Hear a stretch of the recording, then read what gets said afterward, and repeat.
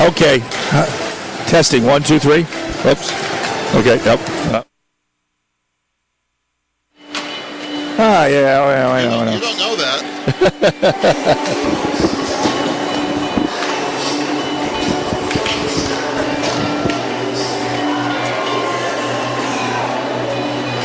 Okay.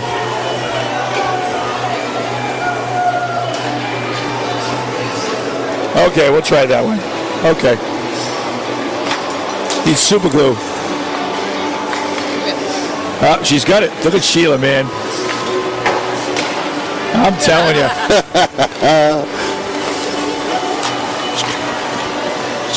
She's been pumping.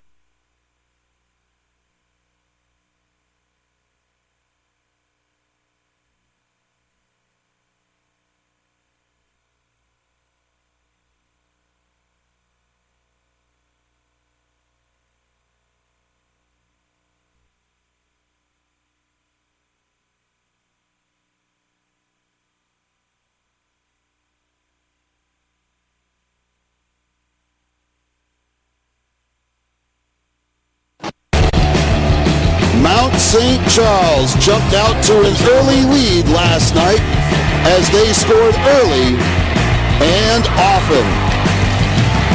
The Mounties dominated a Lasalle team that needs to come up with a different strategy for tonight if they want to extend the series to 3 games. It's the Mounties and the Rams, and it's next on Cox Sports.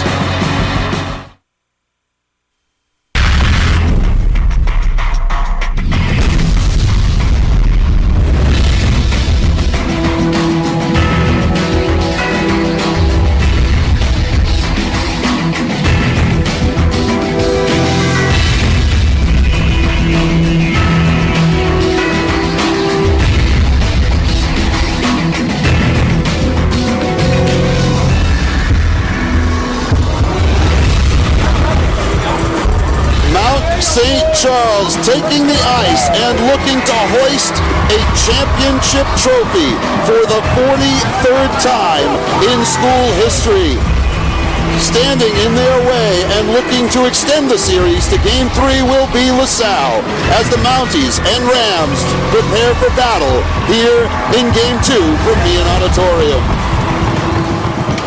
And hello, everyone. Welcome to our Cox Sports coverage from Meehan Auditorium in Providence, alongside the longtime coach of the West Warwick Wizards, Ken Howell. I'm Mike Rubin. For our entire Cox Sports crew, thanks for joining us. Huge game tonight as LaSalle looks to push it to Monday and Game 3. To do that, Ken, they've got to bounce back from a very tough loss. LaSalle, forget tomorrow what happened last night. Tonight's a new night. It's a 2-game series. Win tonight, bring it to 3. That's the object of the game tonight.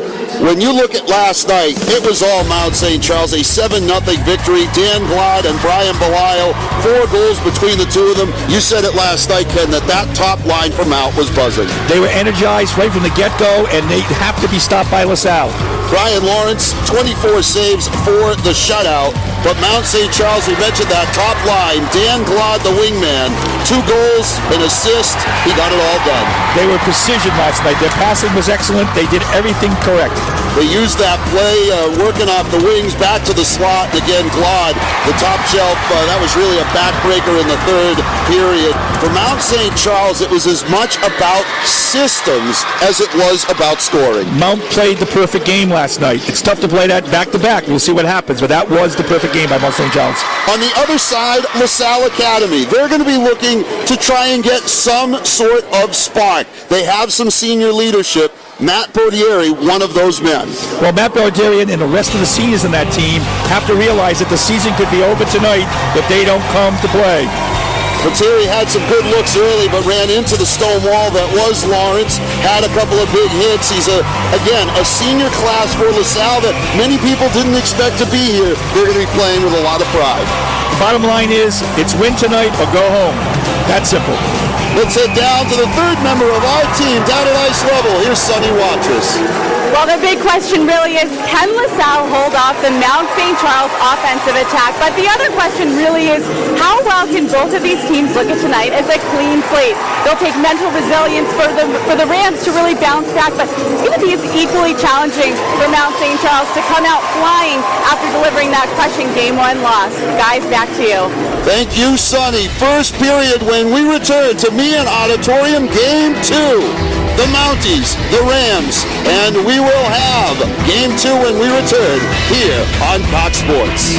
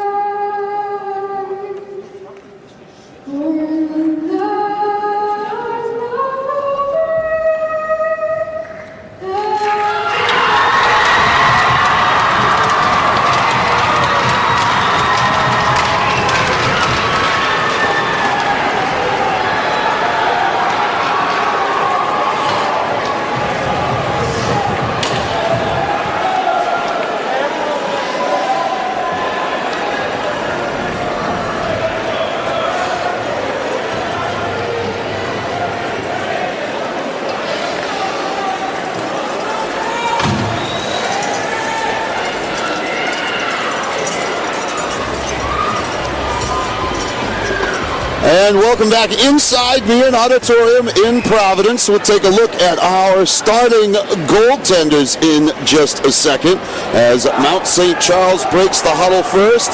Some last-minute words for Coach Gaffney behind the LaSalle bench. And there's Brian Lawrence. Had a terrific game last night, didn't he, Ken? He was as solid as the rest of the team was. You know, a goaltender is a very, very important part of a team. In Mount St. Charles' case, he was just as solid as the rest of the team, and that's so important.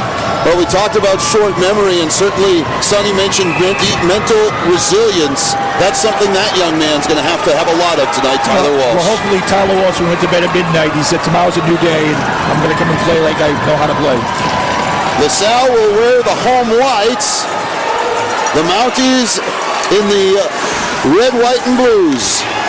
Turned over, and we are underway. Michael Parente with the puck and kicks it out to Brian Belisle. Out ahead for Tyler Scroggins, working into the LaSalle zone. Centering pass for Glad up to the point. That's Frenoff. Works along the point, fires one in. It hits off a shin guard and is turned out of the zone by the Rams. Skating it came Jason Delisle. Drops it back, and it'll be set in by Nick Altieri.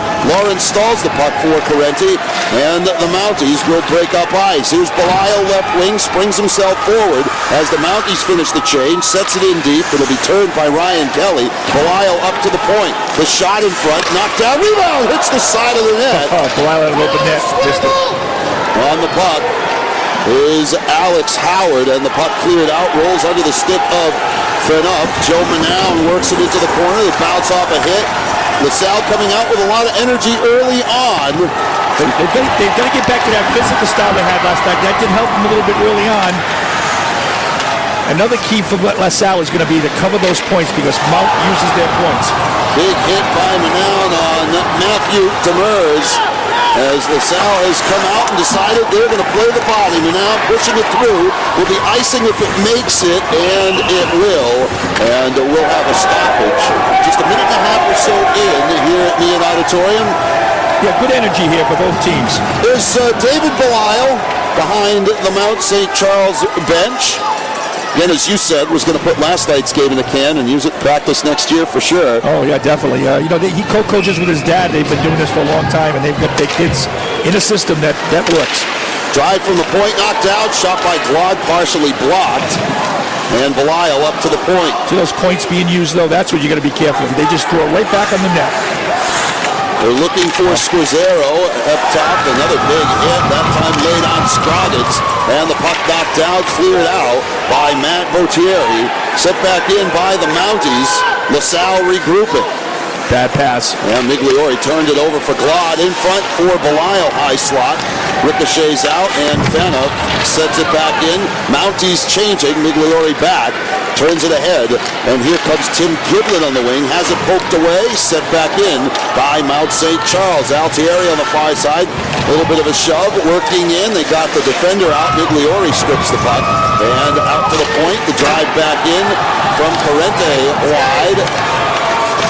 And out of the zone again, but punched back down by the Mounties' Keegan O'Leary. Walsh well out of the net, turned to the near boards and out to center, but right there is Fenough trying to push it ahead there to Matt Manown, but couldn't get it through. And already you're seeing the use of the lateral play of the defense out in the neutral ice can. They work so well left to right to just get that puck and send it back in. Right, the other problem is, of course, that LaSalle is making these little dinty little passes. They're 10, 15 feet from getting out of the zone. They're flipping it out, and the Mounties defense are right on it. I haven't seen them really go rink wide with a pass, try to go wing to wing with a pass. Everything is a chip. Mounties are right on it defensively, throw it right back in. The transition from Mount St. Charles is incredible. And you saw Mike Gaffney, the head coach of LaSalle, a second ago, trying to employ the midnight rule, as Ken alluded to. It's a new day for the Rams, trying to extend this series to Monday. And the breakout. David Vada breaks into the slot, the turn, the shot, lost the save. Rebound, set back in, and up to the point. Fanup sends it back in. It'll be turned behind the goal. Vincent Pearl in front, the score! Oh my, backhander finish for Patrick Holmes as Walsh committed early, and the Mounties are out to a 1-0 lead. Yeah, again, just good forechecking. That's all that was. An aggressive play to keep the puck in the zone by the defenseman. And, again, Mount St. Charles is just capitalizing on those bad passes by LaSalle. Terrific move by Pearl. Fenough, you saw him set it back into that. We talked about the area behind the goal early yesterday as being an advantage at times for Mount St. Charles. Patrick Holmes, his second goal of the weekend. And right back to it comes Scroggins, near side. Belisle turns and just couldn't slip it in. Watch out here. But Scroggins, leading scorer for the Mounties, was fairly quiet yesterday in that he didn't have one pass. of the 7. Great look. Drive to the point and Walsh the save. See, the safety valve for the Mount St. Charles forwards, their safety valve is always get it back to the point. When in doubt, we're not going to give it away. We're going to give it to one of our guys at the point, and they're going to generate the puck back in the zone. And LaSalle gets their backs turned on the forwards, and they're in trouble. Now, we've been here for this series with Mount St. Charles in the past, and how often is it that it's not one of their seniors? I mean, yesterday, Glod and Belisle had great days, but you get a guy like Holmes, and he's just a sophomore coming up with a couple of goals as the puck spins down to Lawrence. Well, the thing is this, the system is what makes the player here. The player just fits into the system. If you can fit into the shoe, you're going to wear that shoe until you wear it out. Well, there's no glass slippers for Cinderella. No one's turning into a pumpkin, that's for sure. Not at this level. Centering pass, working in. Manown is bounced off a hit. Now here come the Mounties. Matthew Demers headbands the attack, turns it over. Back comes Ryan Kelly, pushes it ahead.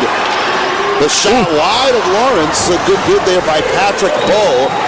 Centering pass, kicks out to the point, but it'll clear out. There's a good example. LaSalle just kind of threw it out to the point rather than getting it to as a pass. It was just kind of a Hail Mary type situation.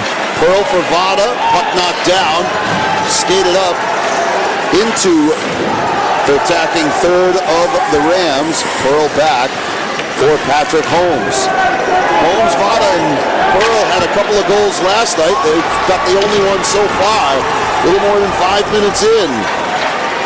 Big hit by the Rams laid on as the puck comes rolling down toward Walsh. Oh, my God. Oh, that's a dangerous pass.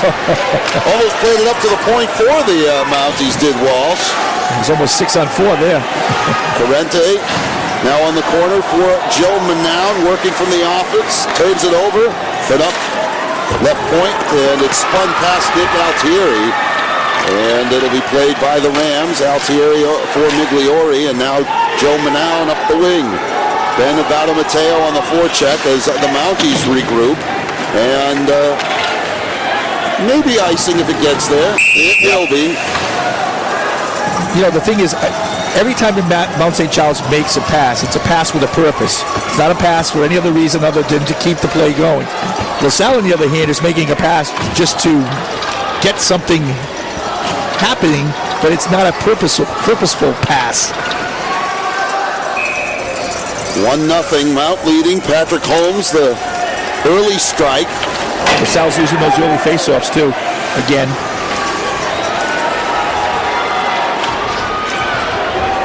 Working up ice, comes Glad, nice move, looking to the slot for Scroggins, just missed him, and turned the other way.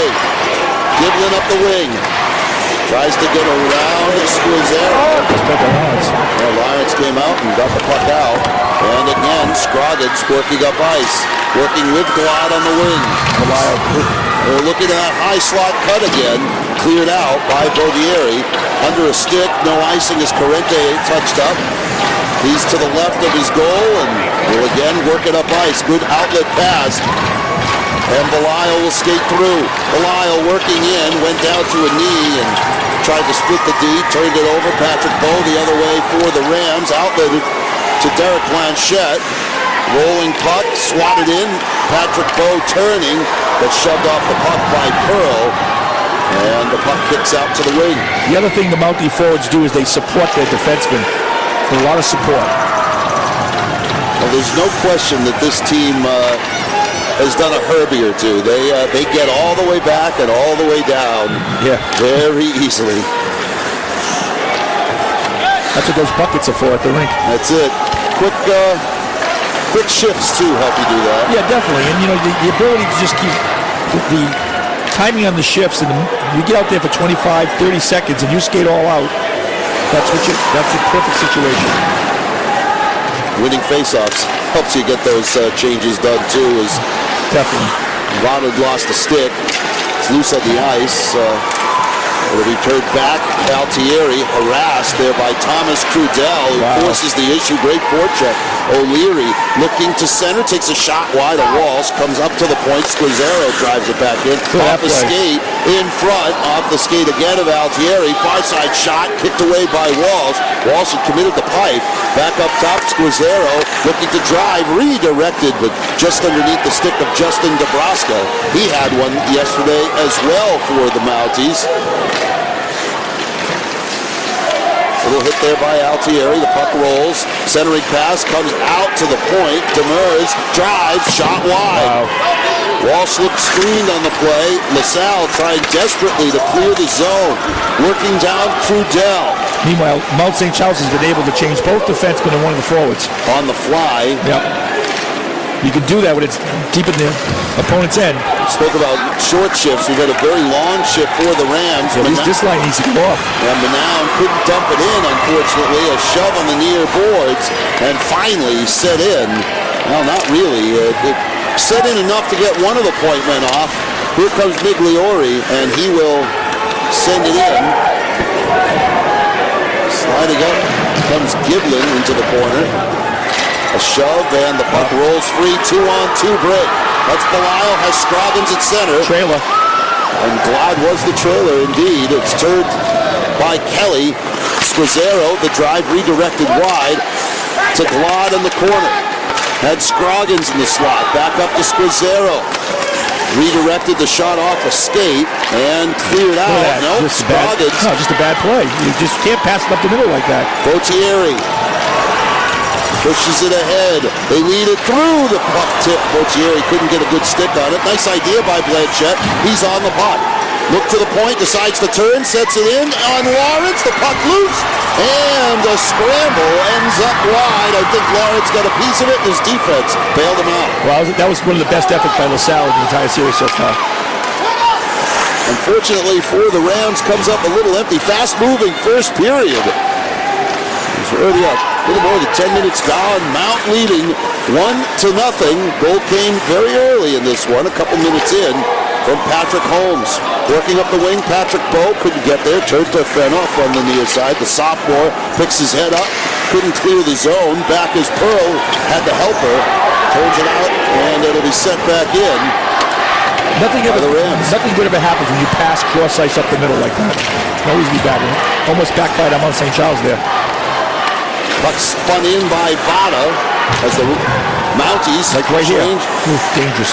Near side as they tried the home run pass, dialed it up long distance for Abada Mateo, couldn't connect.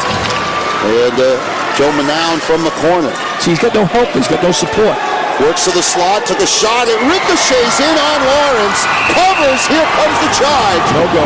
No, I think Lawrence had it covered and Manown was fired up, but it was a good look. Lawrence seemed to have it covered. The referee blows it dead when he loses sight of it. I think we're going to see that the puck was probably in Manown's eyesight, but the referee over in the corner lost sight of it. We'll see if we can see that right here. We probably won't from this angle. Manown the drive, it actually looked like it hit a skate. See, it's on his pad. Yep. It's on his left pad. So Manown sees it sitting on his pad. I mean, he's going to do that. If he sees the puck, the official has a different angle. He's behind the goalie, so he only sees the back of the leg and figures the puck's under the pad.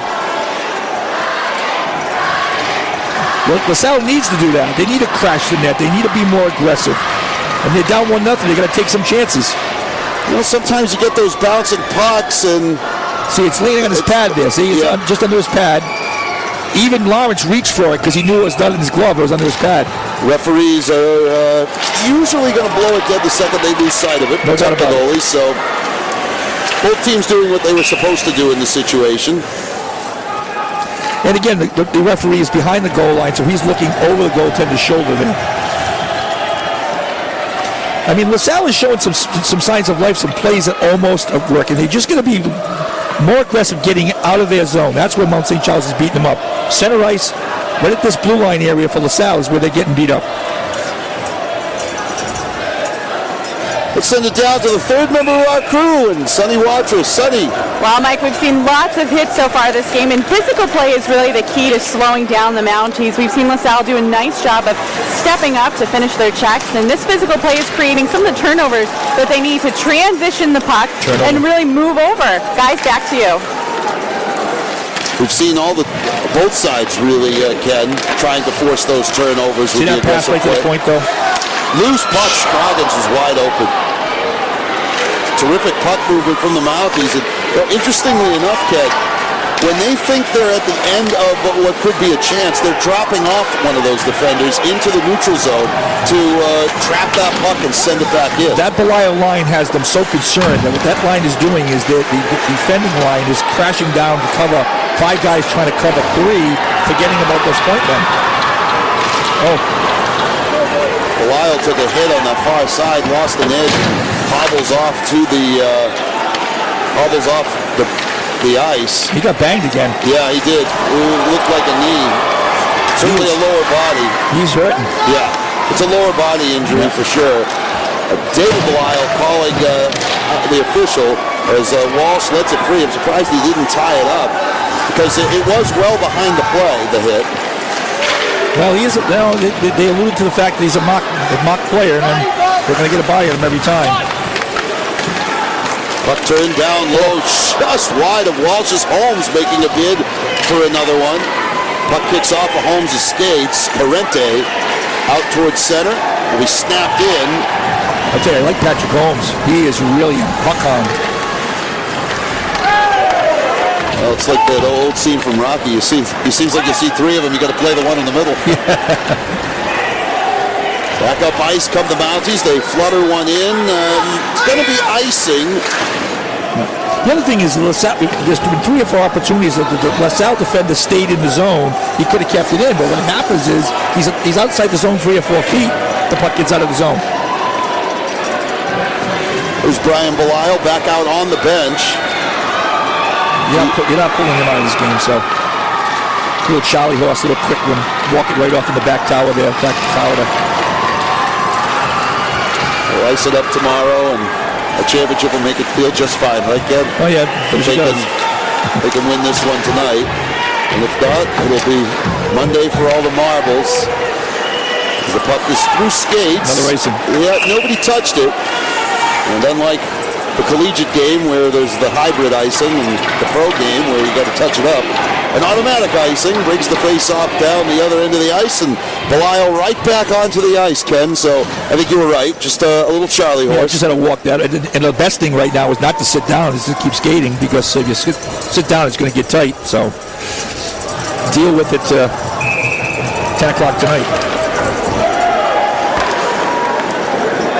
Mounties win the draw. Glad looking out toward Belisle. Just could have been a big hit, and puck rolls back, set back in by Ben Aldridge. Lawrence watches as Demers works back behind his goal. Nice turn, and here come the Mounties. On the wing, Glad stood up, but Belisle there. They have Scroggins loose in the slot. The wraparound. They used the point. Now decide to turn it. It was stripped, and we're going to get a penalty on the Rams. It's either going to be a slash or a hold. I'm not sure, one or the other. It was a slash. Yeah, it was pretty apparent. So off skates Tim Giblin. He'll head to the box for 2. With 1:04 left here in the first, you get about half. You get a half a power play here, and if not, to the second period. But similar to last night. Oh, wow. Presuming that was the slash. Not much there. By the way, referees tonight are Matt Berg, Robert Paquette, and the linesman is Sean Lyons. So the Mounties on the power play, pretty efficient with the extra skater a minute ago. This is Mount St. Charles. That's the specialty. By the way, all this here behind the net, I think really plays into Mount St. Charles' power play opportunity. From the point, Belisle shot wide. Playing the puck was Demers on the wing. Centering pass off a skate and quickly cleared away. No mistake made there by Botieri. Lawrence stalls the puck for Belisle. With Belisle, it's going to be nice. With Belisle in that defensive position, playing defense there, he's kind of like the quarterback. He slides himself into the middle of the ice, and everything kind of centers off of him. He's kind of a deep center. Then they basically set up a 4-man box, and you'll notice that the left shots are on the right side, the right shots are on the left side, so the pucks are always on the inside. You get a better opportunity to see more of the net with your shot. You get a goalie whose head is on a swivel, and then it starts spinning around like it's a dysfunctional cuckoo clock if you're not careful. Yeah, you can't skate faster than the puck can move. Belisle to Scroggins, and he'll bring it in. About 10 seconds left. See that little pass, though? Belisle, the backhander is tipped and ends up in the netting. And, those are the type of clears that if you don't get it away, you come back to bite you, because you clear that puck, you're in the locker room right now. I used to call it a baby pass. You're making a baby pass. I mean, what is that? We're a high school hockey player.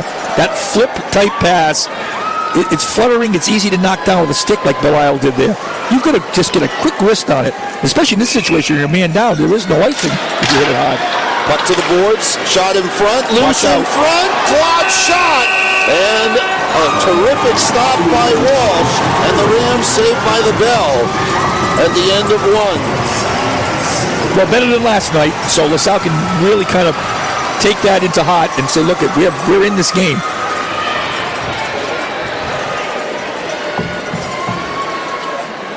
So end of 1 here, a 1-0 lead for Mount St. Charles. We're going to take a look at our player playlist tonight. Look at the playlist of Brian Belisle. My name is Brian Lasalle. I play for Mount St. Charles, and this is my player playlist. My favorite sport is hockey. My favorite team is the Montreal Canadiens. My favorite movie is Anchorman. My favorite actor is Steve Carell. My favorite actress is Blake Lively. My favorite TV show is That 70s Show. My favorite song is Patiently Waiting by 50 Cent and Eminem. My favorite artist is Meek Mill. My favorite food is chicken parmesan. My favorite subject is math. I would like to be a pharmaceutical drug rep. I'm looking to go to Connecticut College, Trinity College, Wesleyan University, University of New Hampshire, Quinnipiac University, Providence College for next year. My name is Brian Belisle. I play for Mount St. Charles, and that was my player playlist. He copied a few things off my list, I'm telling you. Oh, I think so. I think it was the NESCAC part of it there, Connecticut College and Trinity. Yeah, Some of your old opponents, though, back in the day. I don't even think they were around then. I was back in the day of leather helmets. Well, let's take a look at our first period. It sees Mount St. Charles leading Lasalle by a goal. They got it very early on with Pearl setting up Holmes. Just a nice play by the defenseman to keep it in. A nice pass out in front, and Pearl did the rest. But Pearl and Holmes combined for a couple last night as well. LaSalle tonight, a little bit of a different story. Perhaps more golden opportunities in the first period than we saw at all in game one. Well, this is a shot, and there's the goaltender maybe has it, doesn't have it. And there's a crashing in the net, which LaSalle I don't think did one time last night. First period statistics, you see total shots 7-2 in favor of Mount St. Charles. But again, that last number there, Ken, face-offs continuing to be the bread and butter of the Mounties. Yeah, not only winning the face-off, but then having the presence of mind to get it back to those points. And those points for Mount St. Charles, that's where they generate their offense from. So they reset, switching sides with about half the power play gone for the Mounties. Lod, Scroggins, Belisle, Demers, and Phaneuf, the quintet for the Belisle coaching tandem up to the point. That's Brian Belisle. Thought about the drive, gets it off to Scroggins, back up top of the umbrella. Scroggins from the wing, fanned on the shot attempt, but got the puck back up top. Works it to the near side. Demers the drive, Walsh the stick save, and not enough on the clear attempt by Howard allows the Mounties to reset the power play. That's the guy right there, Scroggins, right on that side. Takes a shot. It was knocked down, and it's in the pants of Nick Migliore. So a fortuitous hop of the puck for LaSalle will give us a stoppage. 15 ticks left.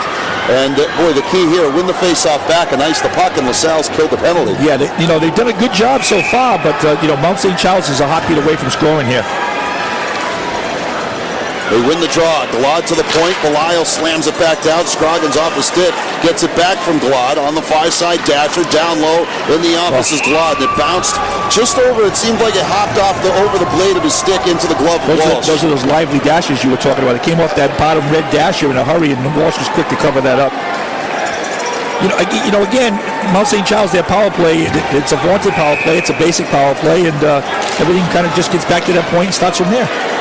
Puck turned and sent back in as the Rams return to full strength. The drop pass, and here comes 3-on-2. LaSalle with numbers, but the drop pass for Giblin. That's the wrong guy. Yep, missed its mark. Here comes Holmes. The dish to Vada. Snaps a shot just wide as it looked like it hit a body and had Walsh turning his head. Holmes looking back in front, had a man Scorzero for a second, who now backs off to the point. In the corner, Ryan Kelly. Right to the point. Right there is Correnti. Sets it back over for Holmes. And Holmes, the goal scorer. Giblin will work out. Giblin had Bordieri, who wanted the puck. Giblin snaps it in off the pillow of Lawrence. The Mound near side has the puck taken away. And the Mounties will turn it back. Little shove, bouncing puck, corralled by Manown. Little move, works in, shot, save, loose puck, shot, score! No! They're going to wave it off. The net had come off the moorings. And boy, there's no replay in high school. No. Now they're going to come in and review it. Did the net come off before or after? What do you think, Ken? Well, I thought the Mount St. Charles player knocked the net off. I thought that the Alliance was going to tell him. But regardless of that, the net was moved. It would have been a goal whether the net was there, it moved or not. Well, you see Manown, the shot, the puck was dislodged from Lawrence. And, I don't know. It looked like the net came off after from that angle. Yeah, me too. I thought I think it was 4 for Mount St. Charles probably pushed the net a little bit. Correnti, he pushed the net on this backside and kind of forced it off. But, it is what it is. We'll get one more look at it.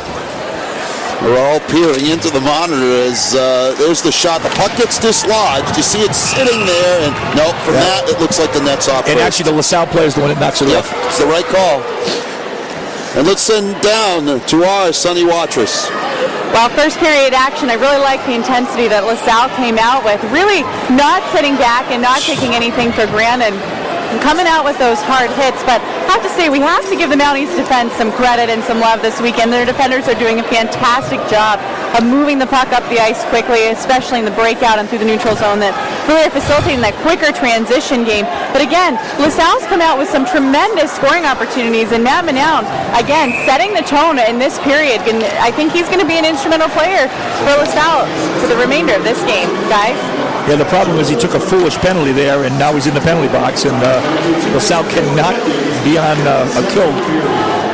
And how often do you see that? You think you got an emotional lift from a goal, now you sag back down. On top of it, now you're on the kill. The ebbs and flows that are the emotions of this one, certainly running high or low, depending on how you look at it. Oh, a big look for Glad, but he fanned. Puck turned into the corner. Alex Howard frees it up. Nice move to Migliori. He can't clear the zone. That's a killer right there. That is a killer. Demers the shot for Phaneuf, and it's saved by Walsh. That puck's within 2 feet of getting out of the zone. It doesn't get out. And the Mount St. Charles defensemen, because they're on a power play, but they're taking those chances. Let's get a look. You see you see the play from the point. He's trying to find that seam, but the Mounties have closed that seam all too frequently, Ken, with almost too much ease. It's got to be hard off the glass. That's your best opportunity, hard off the glass. It's got a little bit of angle to it where it looks like it's coming up the glass and it cuts into the middle. Mounties on the power play for the second time. Belial worked in. Has the puck turned. Glad near side. Stepping into it comes Scroggins. Migliori trying to pick it up. He's running in the corner. The puck freed up. Scroggins working in. Tough angle in front. Shot blocked wide. Belial taking a hit as he tried to get that shot off from the point. The drive knocked down. Look at that. Fanned on the attempt, and the Mounties somehow stayed on side. Now it's cleared away. That's a prime example right there. That's you just can't be a foot away from the zone and not get it out. Mounties regrouping with the extra skater. Here's Patrick Holmes. He's in 2-on-1. Gets around the defender, works in front. Great back check by Nick Altieri. That was excellent. Plus, Migliori made a great play there, too. Ooh, the goalie's so moving dangerously here tonight. One of those video game passes. Back the other way. David Watch Vada out. gets lined up. Puck keeps moving. Behind Walsh to the corner for Pearl as the penalty to Manown comes off the board. Looking to the point. Centering pass. They were looking for Holmes at the hash marks. On the puck. Derek Blanchette centering pass. Shot. Walsh. The rebound scored! I think it's going to be David Vada. It's Vada or Pearl, one or the other. Either way. Mounties 2-0. Well, that second line is flying tonight, and their hard work is paying off. Again, it seemed like a harmless play. LaSalle gave it up. Good save by the goalie, but a tough rebound. The centering pass, it was the initial shot by Pearl. It was Vada putting home the rebound, and the Mounties, it's a 2-goal swing in the last couple of minutes. It went from appearing to be a tie game, and LaSalle and Coach Gaffney wants timeout. Well, that's a good time for a timeout because I think his team, he realizes that non-goal and then the ensuing penalty has really deflated his team, and now that goal by Mount St. Charles has really taken the gas out of LaSalle. The thing is, as a coach, it's not a goal, it's not a goal. That's the end of it. Need more basketball action? Well, check out Watch Like a Champion and get all of your hoop updates, trivia, and tournament talk. Then enter to win a Samsung 60-inch LED TV, a Galaxy Note tablet, Panasonic cordless phone system, and 1 year of free service through the Cox Ultimate Entertainment Sweepstakes. Visit www.watchlikeachampion.com for details. Well, again, that second line takes its cue from that first line, and they're just hustling and they're moving around. And in that case, you had Vada, who just came out of the corner. He made a nice pass up the boards and then just snuck out of the corner, waited patiently for the rebound, and the rebound came on his stick, and Victor Walsh really had no chance at all. He made a good initial save, but he was stymied after that. Ken, so often we talk about 2-minute power plays, but all too often it's the 30 and 35 seconds after the power play that are almost like extensions, particularly in the second period where you have a little bit of a longer change coming out of that box. Yeah, it is, and that's a dangerous period. Usually there's a little bit of a letdown. Hey, we killed the penalty, so now we're all set. You're really not all set. Lasalle, Todd, and Scroggins have watched Holmes, Pearl, and Vada carry the attack so far here today, and Mount has outscored Lasalle 9-0 through the first 4 periods or so, and we've got a penalty coming against Mount St. Charles. Offside. Offsides, okay. Yeah, the left wing was offside there. Just the Lasalle defender stepped up and made the forward swerve, and it caused the offside. The 7-goal victory yesterday for Mount, the largest in a championship series since back in 05 when Tollgate beat Hendricken 9-1, clinching a championship game. Yeah, there aren't too many games like that over the years. No, I was going back through it, and even in some of the games, some of the series where you see a team that's sub 500 pull off a couple of upsets, it's throw out the record books in the championship series, that's for sure. As the centering pass comes to Gautieri. He works to the wing, tries to get around Phaneuf, little burst of speed, shoots it in front. Tried to get a backhand to it. Giblin looking to Blanchette. Yeah, but our viewers would have seen that as a 1-on-3 because Mounties were back, forwards were back. One Lasalle white shirt, 3 Mounties surrounded him. Puck set in. And interestingly enough, LaSalle's Jason Delisle, a centering pass coming in front. Delisle sitting on the bench. He's holding his shoulder. He's actually behind his teammate, so we have to keep an eye. And haven't called his name yet here in the second period. Keep an eye on that. Puck sailed under the stick. It looked like the Rams even thought it was an icing, but it wasn't. As it's turned back, Altieri for Migliori, and now picked off. Yep. The drive by Pearl, knocked down. Behind the goal, Vada works the puck toward the corner, has it hit off a stick. Right there is Holmes, has it freed up by Manown. Set to the head, to the wing for Abada Mateo. Turns, drop pass, Cordero working in, got around to Holmes to the corner. Lifts it to the point, and mishandled there by Ryan Kelly. He has to flutter it back in, Rams changing. About 6.5 gone here in the second. Mount goes in each period. Holmes and Vada, the so-called second line, off a hand. That should be a hand pass, and it will be. It'll come all the way down. Again, LaSalle, they've had moments of brilliance here, but they haven't gotten the results out of it. They've been killed in the face-offs 14-4, getting killed in the shots by a wide margin. They've had some opportunities, but that second line from Mount St. Charles, as energized as the first line was last night, the second line is energized tonight. That's that depth that Mount has. To the point, another face-off win. Glad centering pass had Scroggins loose at the hash marks. Scroggins on the near side, looked to the point. He was trying to set it for Corrente. So you just can't, there's that flip pass out again. The defender had an opportunity to keep it in there. Phaneuf and Giblin as the 20s chase the puck back. Out ahead, Scroggins couldn't get there. It'll be set back in, but picked off, and Glad will work in. for the Mounties. And just offside, I think, was Scroggins on the wing. Yeah, he was. But again, you don't mind those offsides. They're going hard down the ice. Everything's getting directed and funneled down towards the goalie. And Mount St. Charles has just got that step tonight that they had last night. Last night they had 3 steps.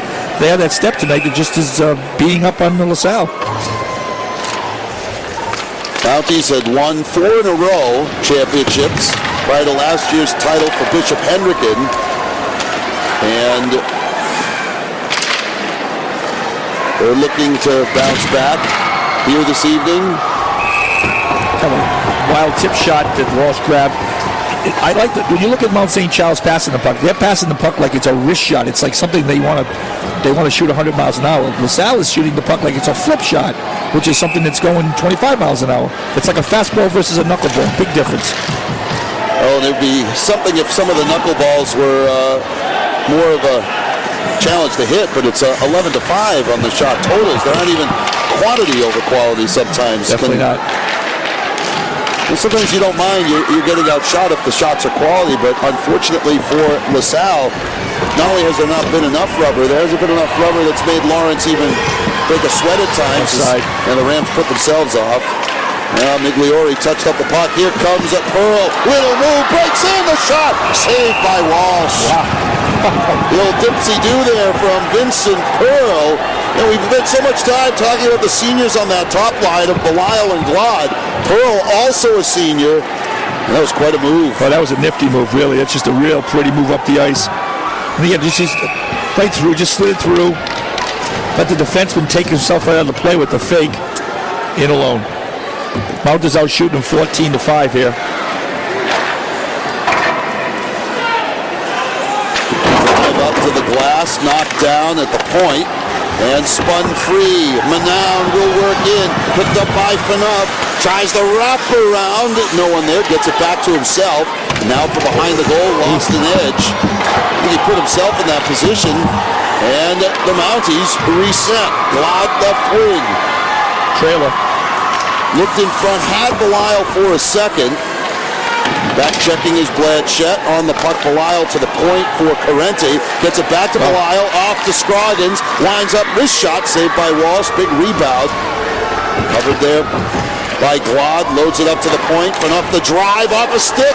Shot blocked. Belisle again shoots it wide. In front, Scroggins, and it's covered by Tyler Walsh. Well, I tell you what, Mount St. Charles, even when they're doing something, it's so pretty. It's in slow motion. It's poetic. That's a good example right there. They had 2 or 3 shots, and they were all just pretty shots. Tyler Walsh trying to give his squad a chance in this one. Sonny, how things down there? And Mike, you're right. Tyler Walsh certainly keeping LaSalle in this. And this is the time where LaSalle needs to dig deep and find a way to make the puck bounce in their favor. This 2-goal lead that Mount has is the most dangerous in hockey. And really, LaSalle just needs 1 or 2 bounces to go their way. Focus on winning 1 shift at a time to take back the momentum. But again, Tyler Walsh controlling some of those bounces, and I think it's time for the forwards to return the favor, guys. Good point.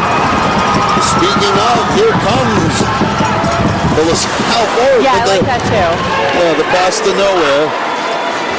And it'll roll to the near wing, centered in, and Walsh covers. A little backhander by Keegan O'Leary. You can't make a pass back without looking back, and that was a case of just throwing it blindly back. You need to see what's going on. You have an option there. You're going down the wing, you can get it back to the center if he's uncovered, but you also have the opposite wing, or maybe you carry it in yourself. You've got to have some vision. If you don't have vision, you're not going to do much in this game. That's easy to say.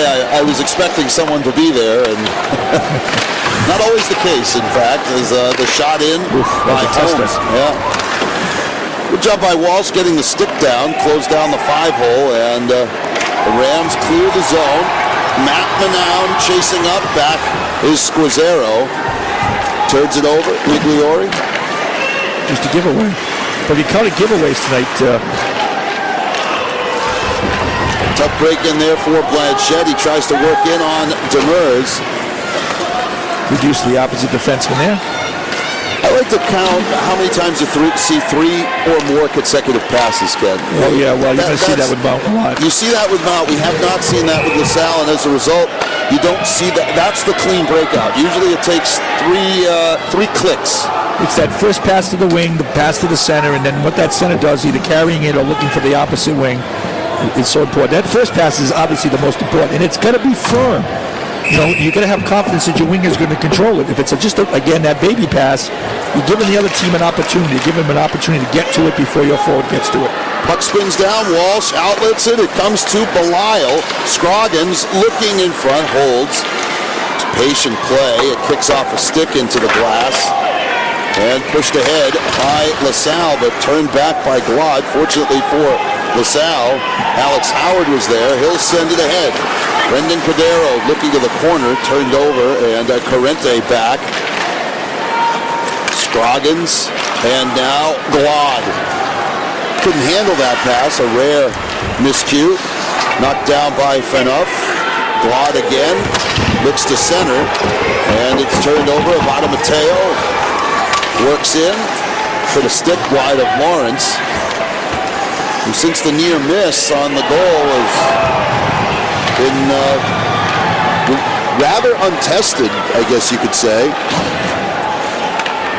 There's Baudieri, knocks it in right to someone wearing red. That was supposed to be a dump. You just can't dump it across the middle of the ice like that. The problem with Lasalle is you're giving them the opportunity. You're giving them the opportunity to make that quick transition, and if you give them that opportunity to make that transition, they're on you too fast.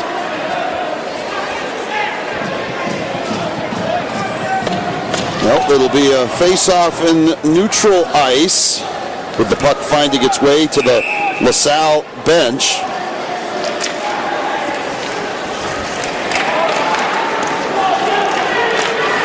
The other thing you notice with LaSalle, the defensemen haven't taken any opportunities to lug the puck up the ice a little bit more. The drive from the point ends up on the stick of Baudieri. And set back in. Mountie sending it in on Walsh. The rebound in a tough spot there. Well, he goes down on every shot. I mean, that's his style. He's down that. He's a tall goalie, so he figures he comes out of net from that position on his knees. I personally don't like that style, but so many goalies are playing that way now. That's outside. I don't like that style because I don't think I'd be getting back up. I mean, that's just.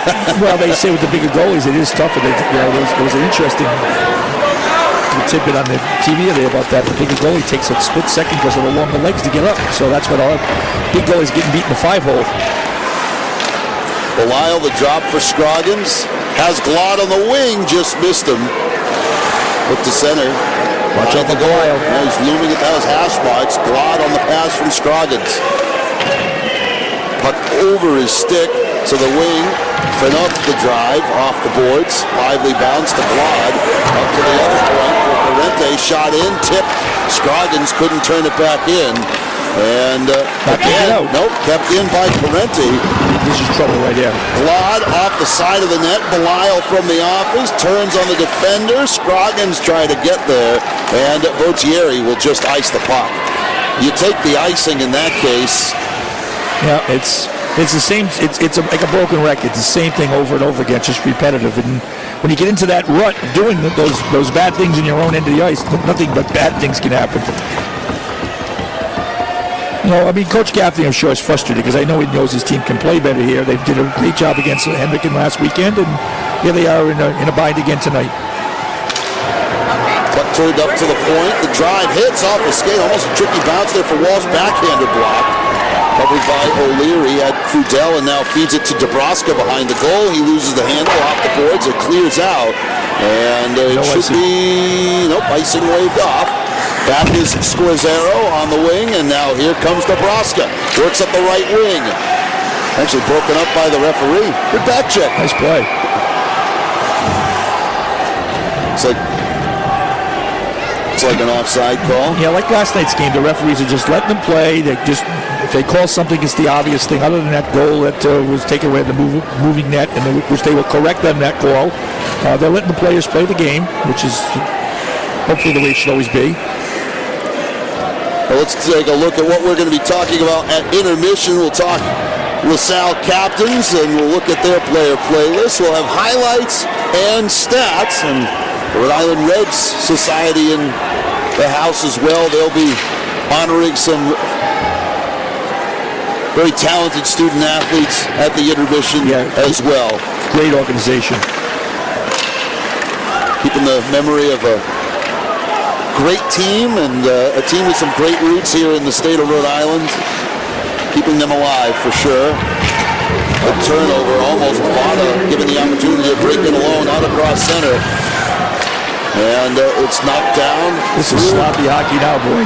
Here comes Vada with numbers. The drop pass. Holmes behind the back for Pearl. Just missed its mark. Up to the point. Enough the drive. Wide. It comes watch to the out here. side. Bortieri looks to clear just over the stick of Manown. Set in by the Mounties. Could find themselves 15 minutes from a championship in about 30 seconds. Behind the goal, the pass. Oh, you know, a trickier bounce than it looked. Let me tell you what, I thought that almost went in. Yeah, Scroggins kind of had a tricky roll. You see it's on the right side of the pipe if you're a Lasalle fan. But Walsh had no clue where it was. No clue. He was hugging the post really well, but that could have just rolled right up his pad in the net. Like you said, it was a kind of a rolling puck. Big face-off right here. 21 seconds left in the period. To the point. Puck sent in. Belisle off to the wing. It's off the stick of Migliori. The drive by Scroggins knocked down. Unable to clear the zone was about Mateo. Now he gets it over the blue line. Looks to touch back. A little shove from Glad, but the turn for Cordero. Offside. Yep, Manown was off. At the buzzer. See if they end the period. I think they will. They will. 2-0 our score. After 2 periods of play, the Mounties in control. They're 15 minutes away from the state title. The Rams will look to come back. We'll be back with our intermission report from Meehan Auditorium. Mounties 2, Rams nothing. We're back after this here on Cox Sports.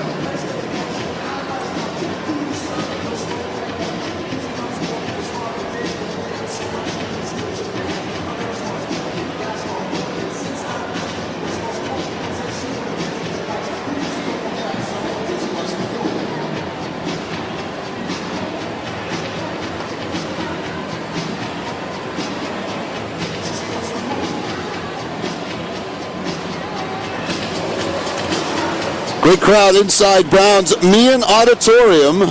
Mount St. Charles leading LaSalle Academy, whose captains are with our Sonny Watrous. Sonny. All right, so I thought you guys had a great first and second period. You really came out flying. What are your thoughts on the game so far? I think we're doing good. I think we're in a dogfight. We got to keep playing the way we're playing, get more shots on net. we can't let another goal go in, that's for sure, and we have to get the next one. And we get the next one, then we're in good position. So. Now, speaking of your goaltender, Mr. Walsh, certainly making some stand-up plays. Nick, tell us a little bit about the role that he's played so far tonight. He really has seemed to bounce back. He makes it easy for a defenseman. He's a great goalie. I wouldn't have anyone else in net. He's playing awesome. He really picked up his game. He's a playoff goalie. You can't say anything else. The kid picks up his game in the playoff, just like any goalie should. Now, we've seen so much heart come out of this team and this bench tonight. As the captains, what do you go into the locker room to tell your teammates? Just to keep playing the way we're playing, give it all, leave everything, nothing to lose. So we got to leave everything out on the ice and do what we can. Now, you have so many fans here. Your school really is known for the pride. What do you have to say to your fans that have really supported you game in and game out throughout the season? Yeah, it's awesome. It makes it awesome. The atmosphere is incredible. I want to thank all my fans out there, not my fans, all of our fans out there. It's really awesome playing in front of you guys. All right. Well, you guys, thank you so much, and good luck in the third. All right, thank you. Guys, back to you. Now, those LaSalle captains will head into the locker room, and they will try and find a way to the scoreboard. Right now, Mount leading this one 2-0. We'll have more of this intermission report when we return to Meehan here on Cox Sports.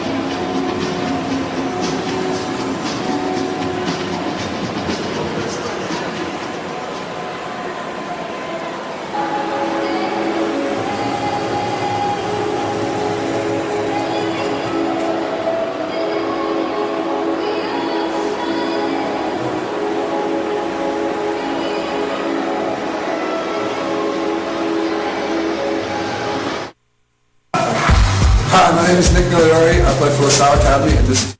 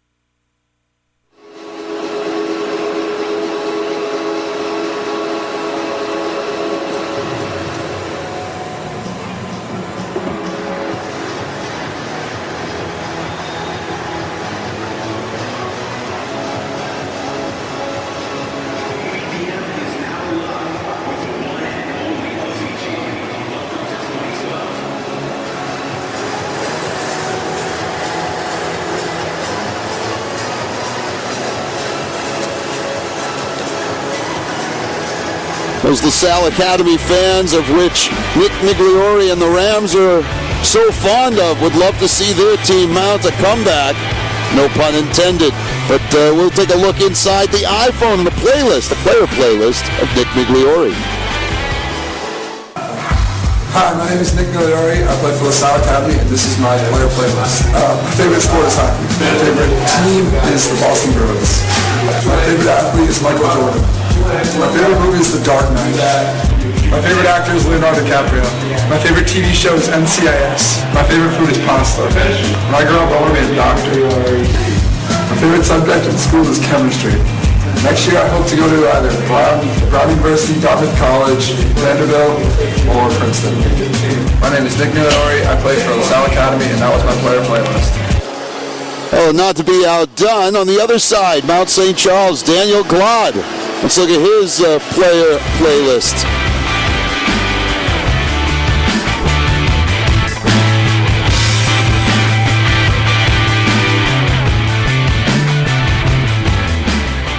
My name is Dan Glad. I play for Mount St. Charles. This is my player playlist. My favorite sport is hockey. My favorite athlete would have to be Sidney Crosby. My favorite team is the Montreal Canadiens. I'm out of my game after Brian Blau. My favorite movie is Red Dawn. My favorite actor is Bradley Cooper. My favorite actress is Mila Kunis. My favorite TV show is the NHL Network. My favorite food is steak. My favorite artist is Meek Mill. When I grow up, I want to be a policeman. Next year, I will be in the United States Army. My name is Dan Glad. I play for Mount St. Charles, and that was my player playlist. Well, we'll take a look at more of this one when we return to Meehan Auditorium. Mount St. Charles leading LaSalle, second intermission. And we're back after this here on Cox Sports.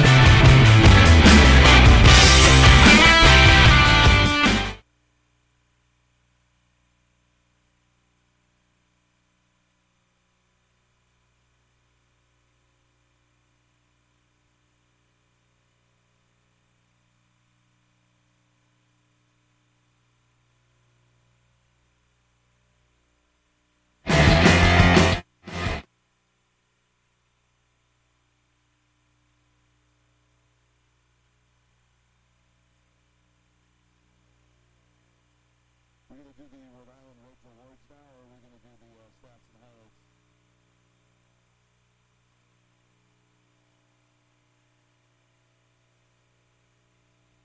You know, honestly, I thought they would have been out already. I'm surprised they made ice first, to be honest with you. I would have thought they would have done the presentation and then made ice, because now it's going to be super slippery out there.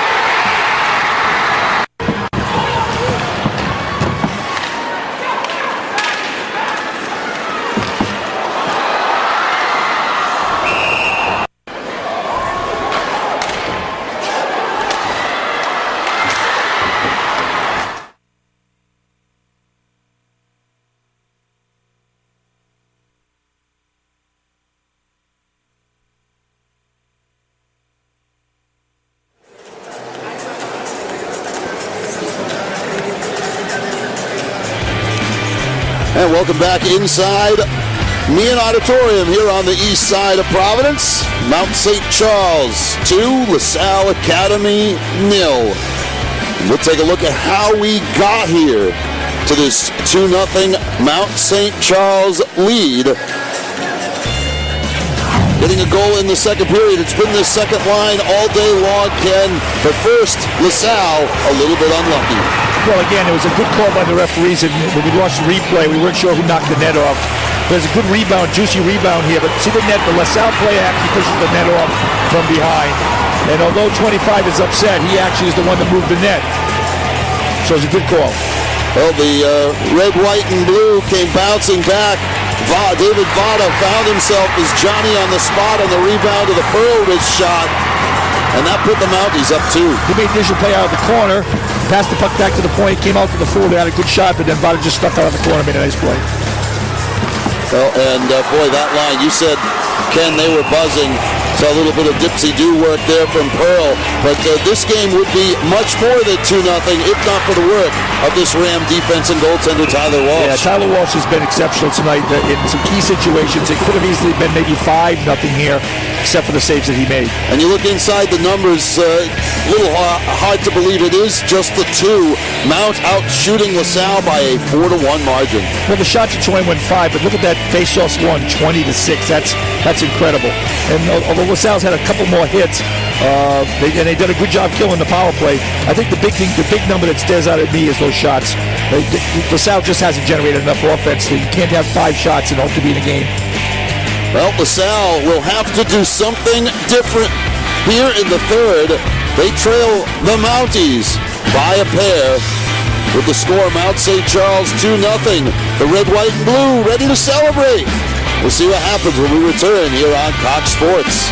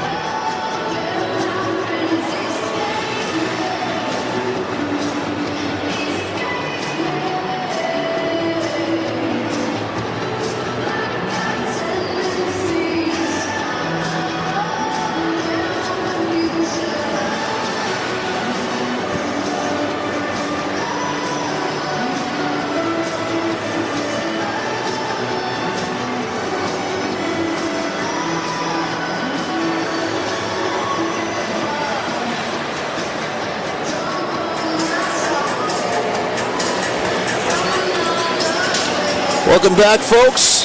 Great to have you with us here on Cox Sports. Our coverage of the Rhode Island Interscholastic League Hockey Championships. Mount St. Charles leading LaSalle 2-0. For Ken Howell, Sonny Watrous, and our entire Cox Sports crew, we're great to have you with us. And this is the final championship series of this long winter season. What a great job by the Interscholastic League all around. They've incorporated so many different campuses. The basketball championship using Roger Williams, CCRI, Rhode Island College, Providence College, the Riot Center down at URI. The basketball championships also being played here at Brown. Bryant getting involved. The cheerleading championships over at the Providence Technical Academy. It's been a busy couple of weeks for the folks at the Interscholastic League, but it all culminates with this hockey championship, which really is year in and year out. So very great for the state of Rhode Island, Ken. And you've been there, so I'm sure you know the magic that it captures in these towns. Well, the bottom line is you've got a high school kid here that's a senior, and this is the culmination of 3 to 4 years of hard work. And if you're fortunate enough to be in a championship series, that's great. And if you're even more fortunate to win one, well, that's the best. And it stays with you. It stays with you forever. Well, and I think, when you talk about the opportunities that not only the sport affords so many young men and women, you think about the opportunities that it presents for some of the people in the communities. The galvanization of pride. We heard both of the captains talking about their fans, the way that they come out, they support their teams. There really isn't anything quite like it. Well, they're getting ready to do a little presentation here from the Rhode Island Reds Heritage Society. They're waiting for both teams to come on the ice. They're going to present awards honoring 6 outstanding student athletes. These are the 3rd annual Rhode Island Reds Unsung Hero Awards. They're named after 3 greats from the Rhode Island Reds. Gil Meyer, an American Hockey League Hall of Fame goalie. Chuck Scherza, a popular forward. He played for over a decade and played the 2nd most number of games for the Reds. You saw him play. Well, I tell you what, he did, and I'm familiar more with Chuck for refereeing, and he refereed a lot of games that I was involved in, both as a player and a coach. And of course, Fernie Flaman, the Hall of Fame defenseman, a coach at Northeastern, helped Northeastern win a Bean Pot back in the 80s, also played for the Boston Bruins. He played for and coached the Reds, and the Rhode Island Reds Heritage Society, charged with continuing the legacy of that great team that played back now more than a half century ago. And they're going to present a number of these awards to some deserving student athletes, not only on the ice for LaSalle and Mount St. Charles, but for some other programs around the state. Let's send it down to our PA. 6 of this year's outstanding student athletes with the 3rd annual Rhode Island Reds Unsung Hero Awards. The awards are given to exemplary student athletes on the basis of coaches' nominations, hockey ability, leadership, community service, and academic achievement. They recognize the outstanding goalie, forward, and defenseman in both men's and women's divisions. The awards are named after 3 Providence Reds greats. Gil Meyer was an American Hockey League Hall of Fame goalie. Chuck Scherza, a popular forward, played over a decade and is second to only Zelio Topazzini in number of games played all time. And Fernie Flaman was a Hockey Hall of Fame defenseman who played for and coached the Reds. Please join us now in recognizing the Rhode Island Reds Heritage Society 2013 award winners. Receiving the Fernie Flaman Award as the Outstanding Defenseman is LaSalle Academy's Victoria Picarillo. Victoria is a 4-year varsity letter winner who has distinguished herself in the classroom by earning a 4-year 93 overall average. Victoria's team-first attitude contributes to her recognition as a team leader. Presenting the award is Lori Fletcher, daughter of Fernie Flaman. This year's recipient of the Chuck Scherza Award for Outstanding Forward goes to Lindsay Hadfield of Cranston. In 4 years, she hasn't missed a practice or a game. She was named the 2012 Second-Team All-Division Player by the league's coaches. Presenting the award is Rick Scherza, son of Chuck Scherza.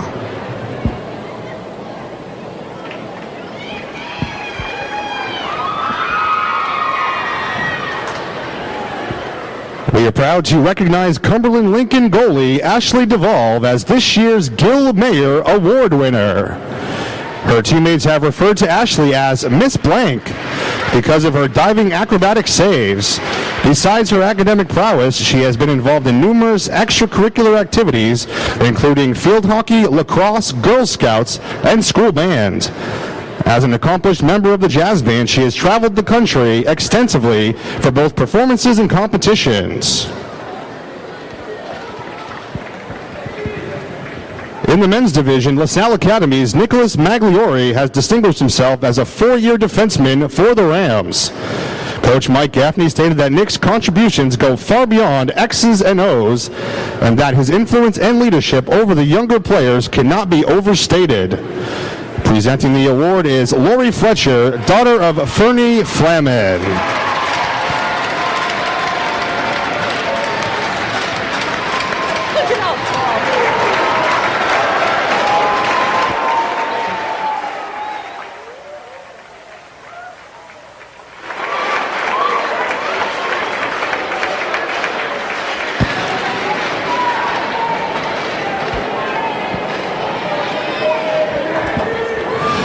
East Greenwich Avengers Connor Flynn is the recipient of the 2013 Gil Mayer Goalies Award. As captain and four-year starter, Connor is also among the top students in this year's graduating class while participating in several sports. Connor co-founded the Give Back program, which raises funds for less fortunate families during holiday times. He also volunteers with the Rhode Island Special Olympics. Presenting the award is Andre Mayer, son of Reds goalie Gil Mayer.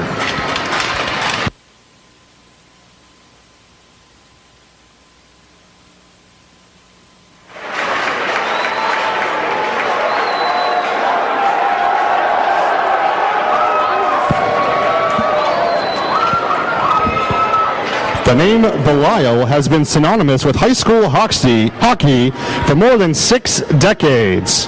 This year's Chuck Scherza Award as the outstanding forward is Brian Belial of Mount St. Charles. Brian has distinguished himself as a role model and leader even during a period when he could not play after sustaining a concussion in the first game of the season.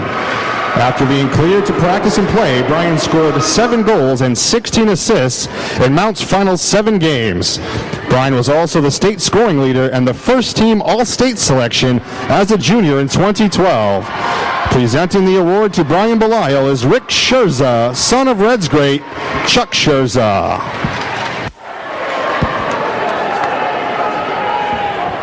Fans, please join us one more time in congratulating this year's Rhode Island Reds Heritage Association and the Interscholastic League's Unsung Heroes.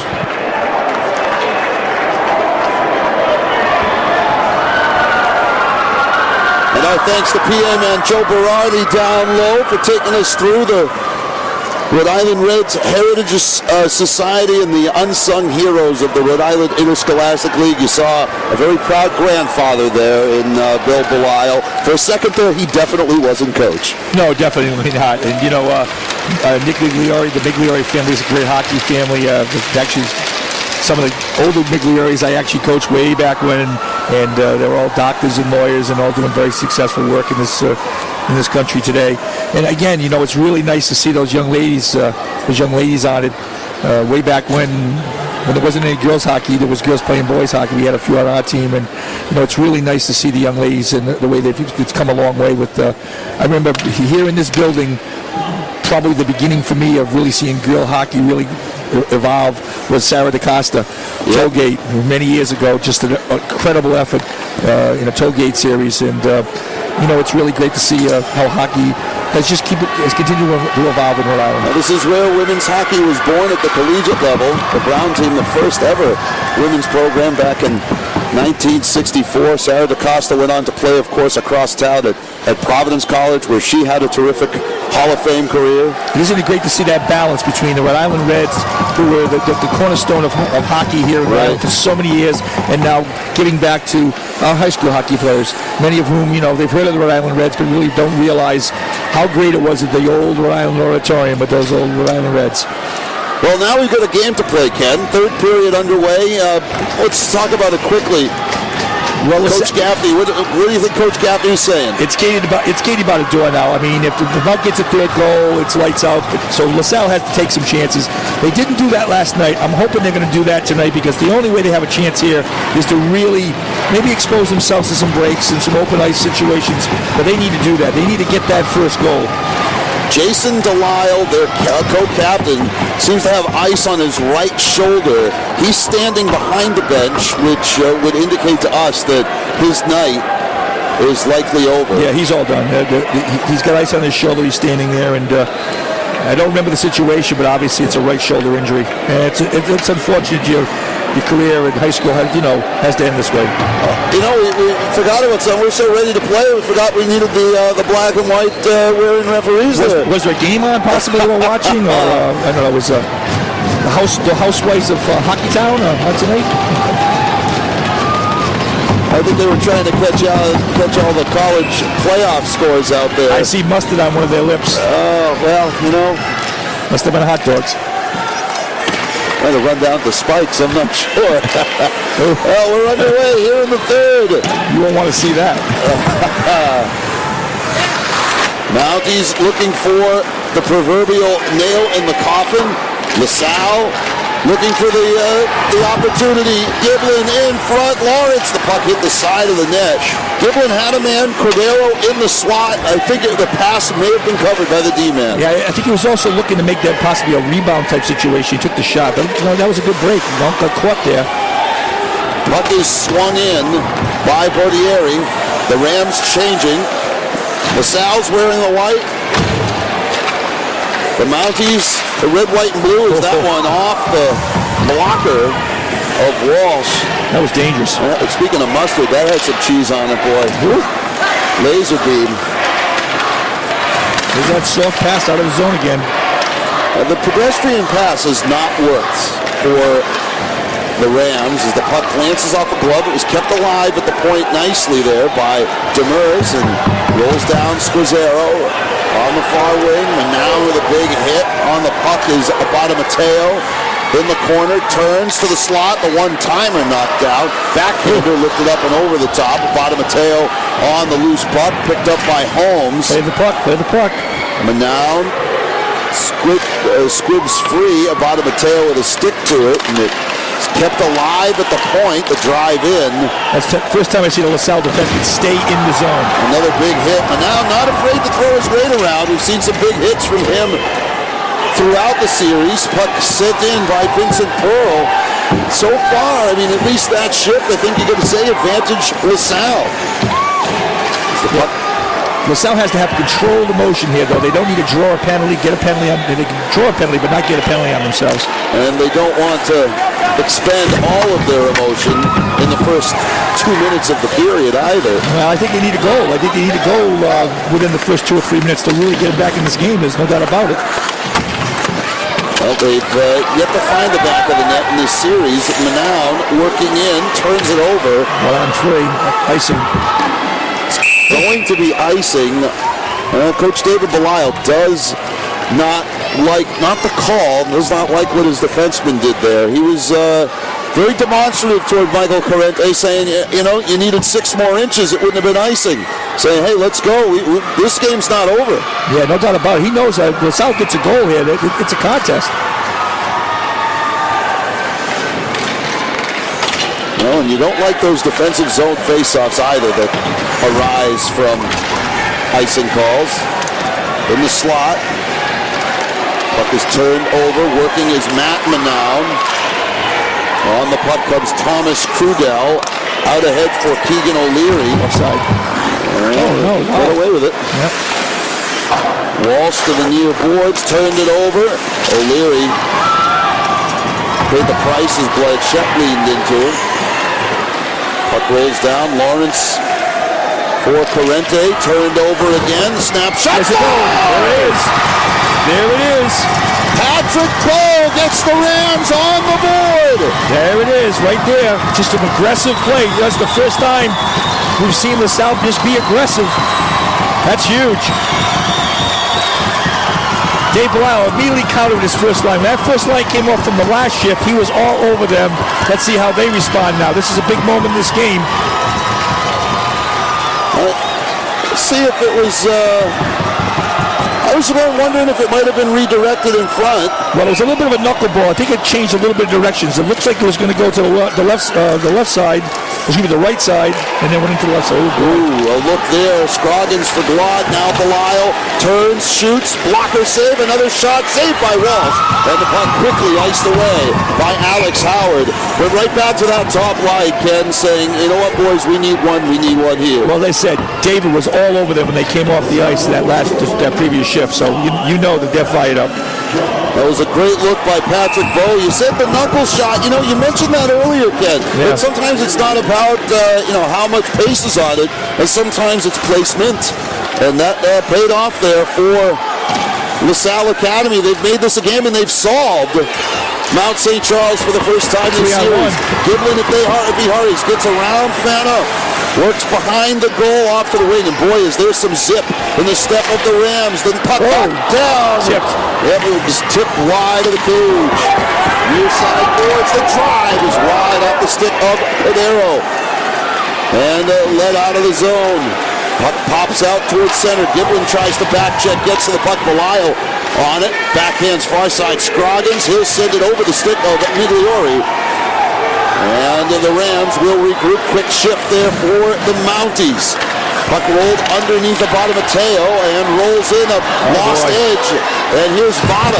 Look to turn it to center for Holmes, who had the first goal. From the point, puck knocked down. Abada Mateo overskated it, comes to the near wing, and it'll be set back in. Migliori pushes it ahead, trying to feed it to Manown. Rolling puck out at center. Abada Mateo had chopped away by Vincent Pearl. Walsh swings it around.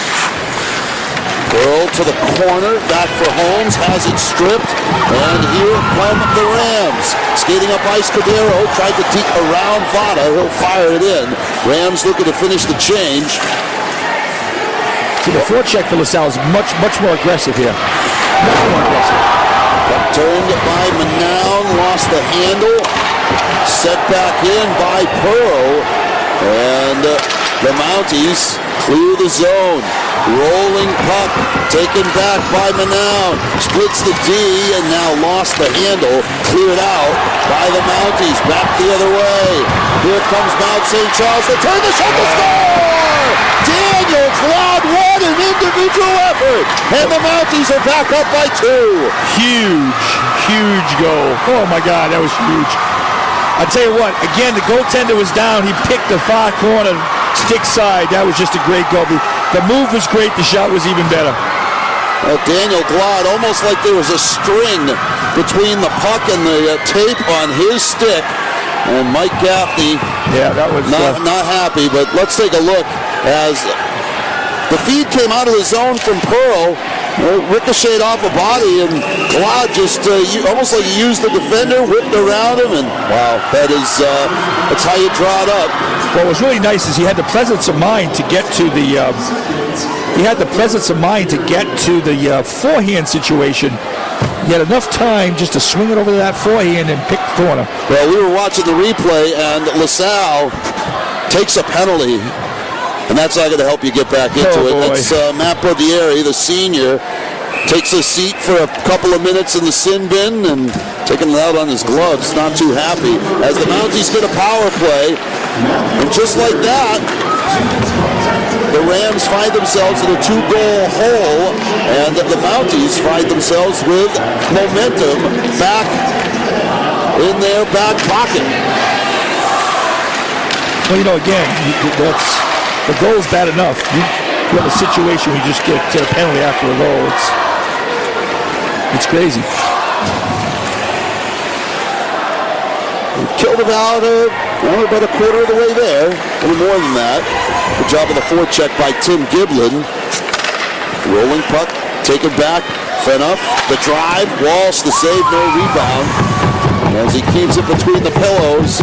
3-1, Mount St. Charles answering the bell of the Yeah, Mr. Pearl's got 3 assists here. He's had a great night.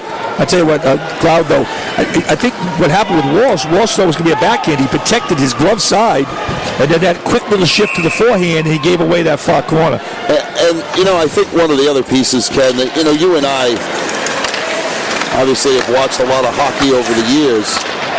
One of the things that Mount responded to was the words of their coach. They knew they were lackluster, and so many teams can't flip the switch, but it certainly looked like Mount did. Yeah, definitely. Like I told you, he was all over that first group, and they came back out, and that really energized the team. And then, sure enough, right after that, the goal was scored. Well, some teams hang their heads. Not so there with the Mounties. Well, championship teams don't hang their heads, that's for sure. No, that's very well true. Puck set in, Scroggins near side, fan on the shot, brings it back. Oh, to the far side, just missed Glad, who's looking for another. Turns it near side, under the stick of Scroggins. It comes to the point, set back in. Squizzero at the right point. Couldn't get the handle. Backhands it over to the wing. And switching sides over. And just off sides there was, I think, Crudell. And we'll have a whistle and a stoppage with 23-odd seconds left on the Mount St. Charles power play. The Mounties' third of the evening. Yeah, again, what happens too, you have to sometimes use, in LaSalle's case, some of their best players to kill the penalty. You need them to score goals, and now they're a little tired from killing a penalty. And the way this Mount team buzzes, it's a lot of work for the Rams. Look to the slot. Pearl is there. He wants the puck, gets it. Backhanded, one-timed it, not backhanded it. Up to the point, loaded up for Bear, shot, save, rebound loose, kicked out to the point again. The drive wide, lively bounce off the Dashers, and kicked out to the far wing. Pearl tries to get there as the Rams return to full strength. A shove from Blanchette. No one's got the puck though here. No. Gauthier tries to regain control. Still didn't get it out. No, he played it right off the back of Pearl. It rolls wide of Walsh. Sandwiched against the boards was Holmes. Blanchette drops back. Looks to clear it out for Gauthier. It will be icing on the Rams. Face-off will come all the way back down the other end of the ice. The referee explained to the linesman, he raised his hand to block the stick getting in his face. His whistle flew off, and he had to go searching for his whistle on the ice. Well, usually they just put the whistles away in the third period. Yeah, that was a little bit more liberal. That was disposal. Referees did a nice job in both games in this series. Terrific. They've made the calls they've had to make, and we haven't really noticed them besides. Puck snapped in by Cabero. Joe Manown works against Fanuff, who sets it off to the wing. Turned by Glad. Continues to work the puck. It kicks free. Cabero the shot wide of Lawrence. And cleared out. Big hit lined up by Manown, but on the puck is Belisle, fights for it. Belisle took a big hit there. Guess what? Belisle, his shoulder again. Favoring that arm. He was squished between a couple of LaSalle players. He gets right back to it. Thought about lining up a hit there and then peeled back. He did. But again, LaSalle, they got to be aggressive. But turns to Matt Manown, the centering pass, no one there. Covered by Thomas Crudell, clears the zone. Turned off far side, under Crudell for Matt Manown. Drives one in wide to Lawrence. They got the ball again. Chasing his bow, he has the Rams goal. For Manown, came near side, turned over. Dabrowska the interception. Ahead for Crudell.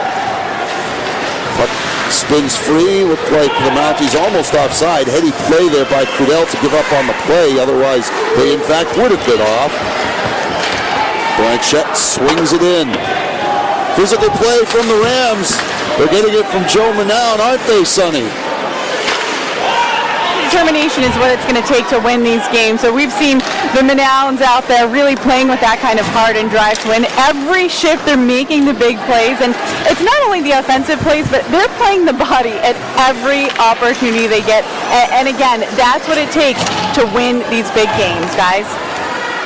That's Sonny Watrous down at ice level. And the Mounties trying to seal the deal here. Up by a pair, shot in on Walsh, who hugs the pipe. He was looking over his shoulder there for a second, but no rebound before the whistle. Kenny Howell, 4:48 left in the third. In college games and series like this, you sometimes see teams take chances with pulling the goalie, and they have that home run system set up even before they pull the goalie. In high school, it's a little bit more difficult. Any way you look at it, looks like the Mounties are going to get called for a penalty here. There's a delayed call. I don't think Walsh notices the referee with his arm out. Now Walsh vacates.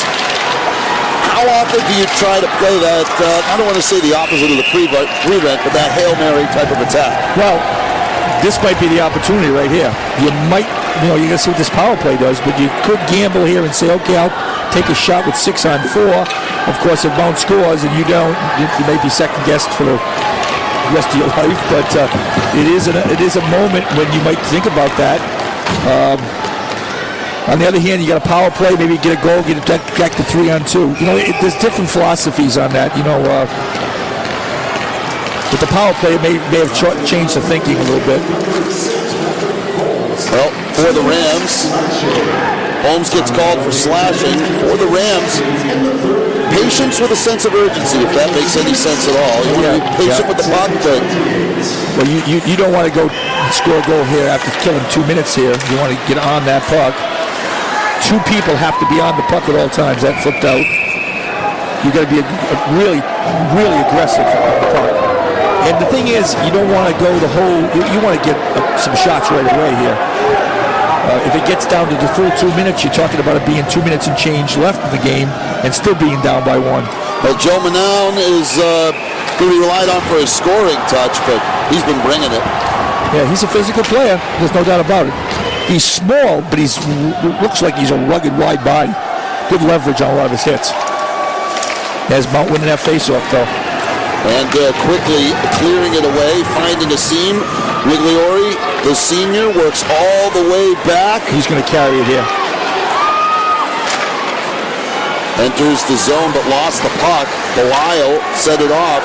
Giblin on the puck, drops it to the boards. Migliori, the shot off of Lawrence. And a collision in front. Wow. They let it go.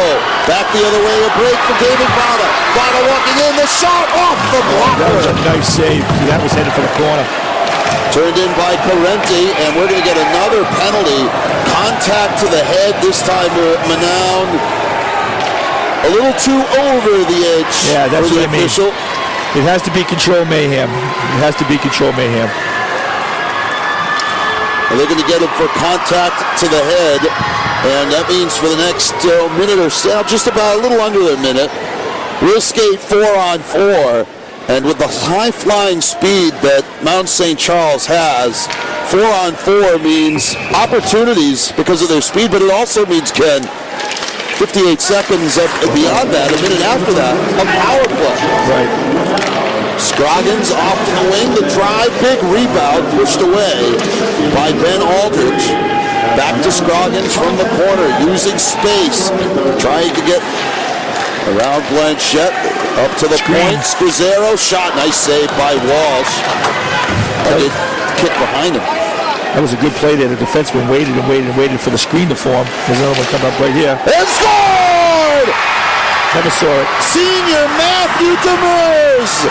And that could be pay dirt for the Mounties, the 4-on-4 slapper, and the Rams trail by 3.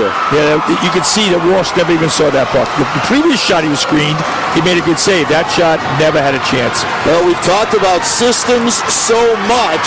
They even had one in the books for 4-on-4, and they took away the eyes of Tyler Walsh and make it 4-1 to the Mounties. Mount St. Charles lives and dies by using their points. They've had a lot of great ones over the years. Mr. Demers is right in that class with all the great defensemen that have played for this Mount St. Charles team. Let's not overlook the drop pass by Tyler Scroggins. He had a defender following him. That was Alex Howard. And because Howard followed him, it gave Demers time and space. And he used that continuum to his benefit. Boy, was that a patient shot. And the Mounties are 2.5 minutes away, barring a historic collapse from a championship. Puck loose, big rebound covered by Scroggins. And here comes Glad. He'll walk in to the house with the shot wide. Good recovery there by, I believe, Alex Howard. Some pride in the jersey there from that Ram defender. And don't want to see any of that, but Alex Howard, a good recovery there to take that breakaway away from Glad. Yeah, I thought Glad was looking to pick top corner of stick side, and Walsh, it was a nice recovery by Howard, and Walsh came out and covered that pretty well. Notice Mount, I mean, they get a power play. They get their first line out there. They're going for that 5th goal. They're not taking any chances here. Well, these guys want to play. They know this could very well be the last 2 minutes of their high school careers for many of the seniors. Migliore back. Scroggins chasing. Down for Belial. He'll walk up to the far side dashers. Holds on for Scroggins. Scroggins turned it over. Migliore, a nice strip, but Scroggins gets it back. Leads it back. Belial in front for Glad. The one-timer stopped by Walsh off the pipe. 12 seconds left on the Mount St. Charles power play. Mount does all those little things, just a little poke, a little chip, a little poke. And, you know, in that case, Migliore thought he had it clear, and all of a sudden, bang, a little poke, he goes in the corner. You know, it's relentless. Belial wins the draw. Glad looking to the point now, spins one back in. Migliore has it, and he'll clear it away. Center ice. Demers had that 4th goal. Belial for Scroggins, has room on the near side. Walks in, fires it just wide. Up top, as they return to even strength, off the penalty box came Manown for Botieri. Botieri, backhanded pass for Manown in front. To drop the score! Never say die for Lasalle. And they pick one up late as Matt Botieri beats Lawrence 5-hole. And Lasalle is back on the board. Well, there you go. I mean, just an all-out effort. Mount St. Charles kind of got caught there in between shifts. And, you know, it's 4-2. You know, it's...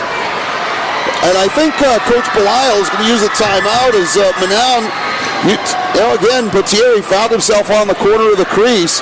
It was a long shift for Glad and company, and the Rams now, you know what we're going to see here with 1:16 left. LaSalle has to win the faceoff. My expectation, Ken, would be that Walsh would be up at the top of the circles. You win the faceoff, get him off, and start playing. Well, you got to get it in deep. You got to get a good double forecheck. Your defense are going to play up, and you know Mount is going to be smart here. Mount is not going to. You won't see Mount ice the puck here unless it's absolutely necessary. They'll still stick with their system and get it out of the zone. Because if you ice the puck, it's a face-off when you're in. Although they've won a lot of face-offs tonight, you don't want to take that chance. You will see Mount stick to their system to get the puck out of the zone.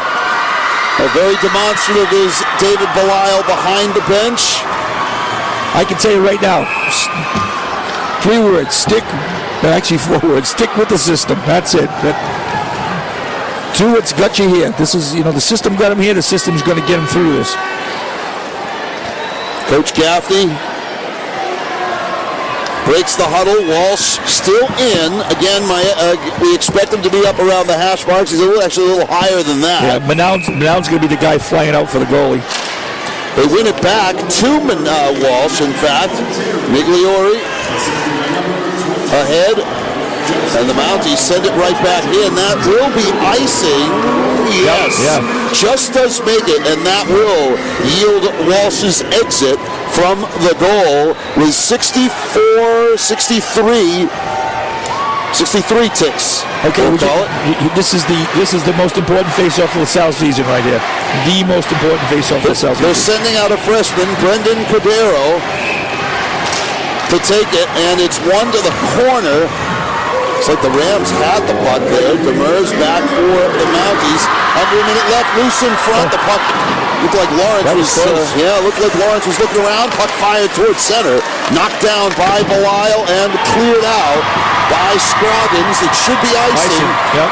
It will be.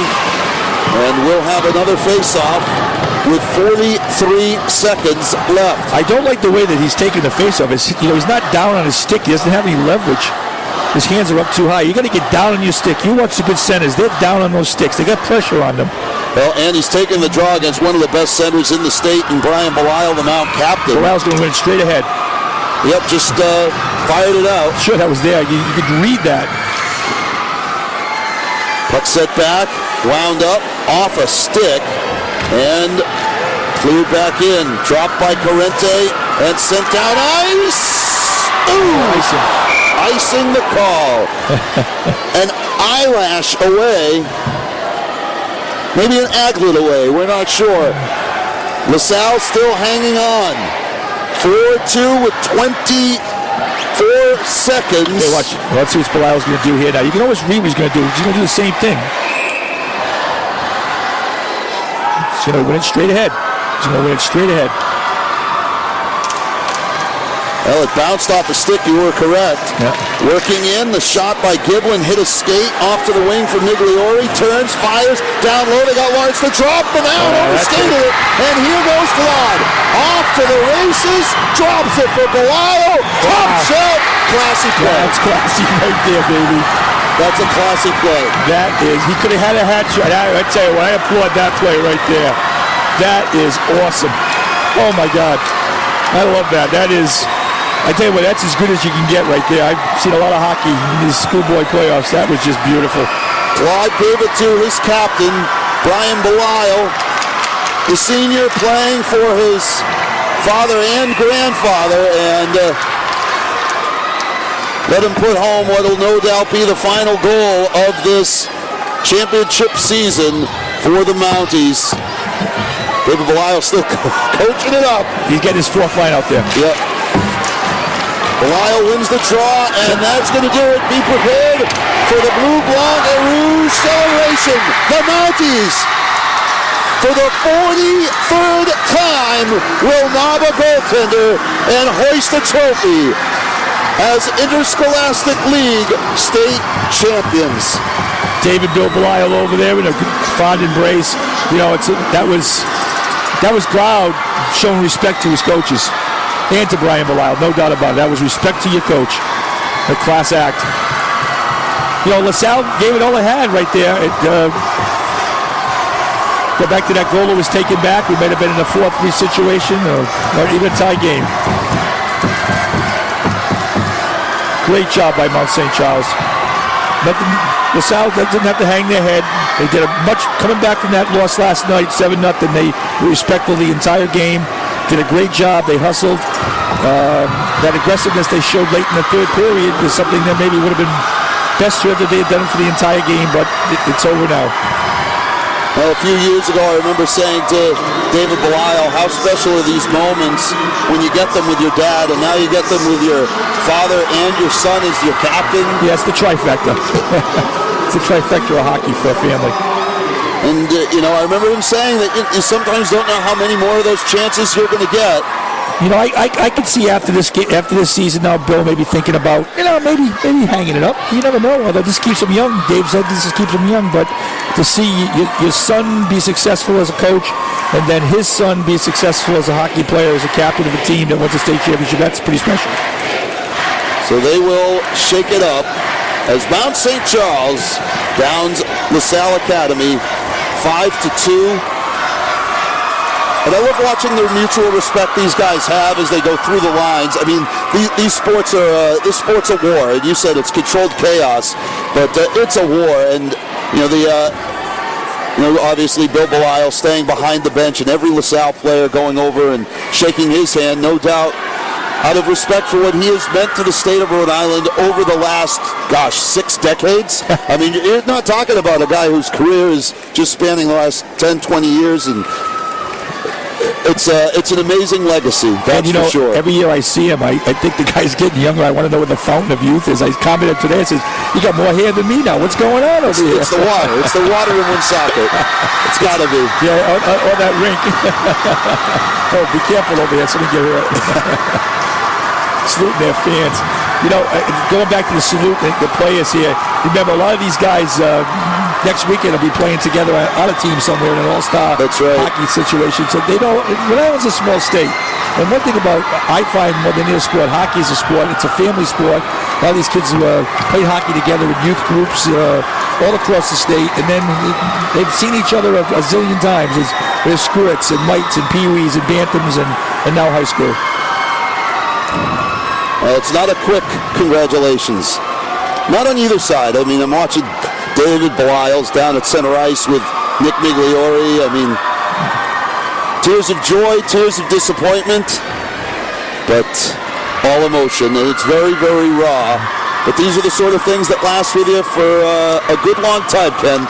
Well, LaSalle can draw on that great win in the semifinals against Henrik, and the fact they got to the finals, the fact that even after kind of a humiliating loss on the first night, Respect did a good job the second night, came out and fought.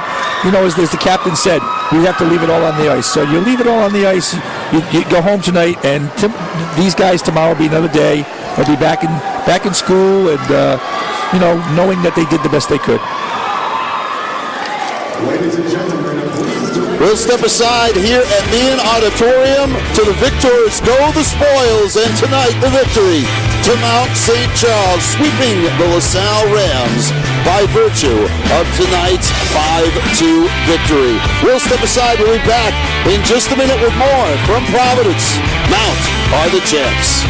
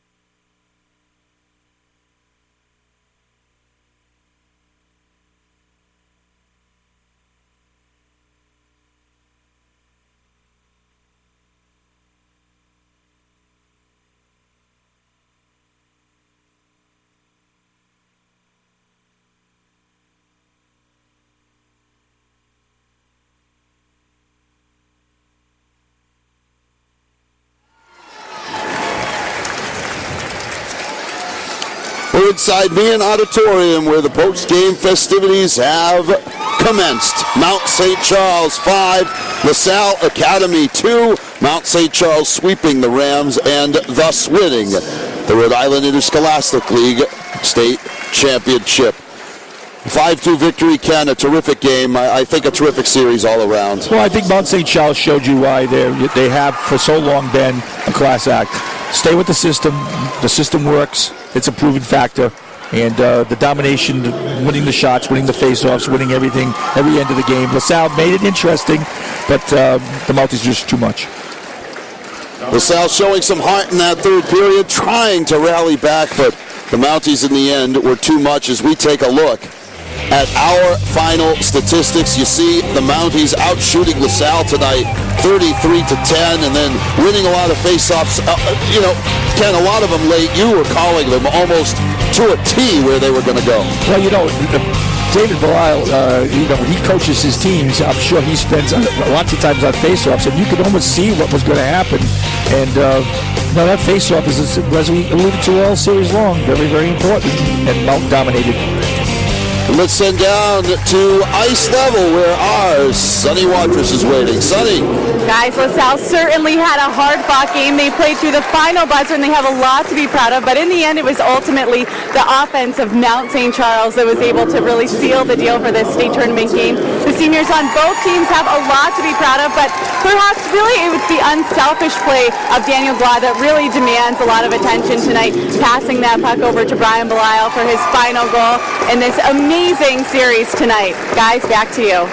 Thank you, Sonny, and thanks for all your great work this weekend as the Mount St. Charles Mounties roll to a championship 5-2 and a legacy that had begun during the administration of Franklin Roosevelt. What a tradition. Join us for Varsity Life on Monday night at 7:30 p.m. as we recap this exciting hockey weekend. And for more information on your local teams and game replays, log on to CoxSportsOnline.com where you'll find more post-game coverage. For Ken Howell, Sonny Watrous, our entire Cox Sports crew, I'm Mike Rubin. Good night from me in Auditorium.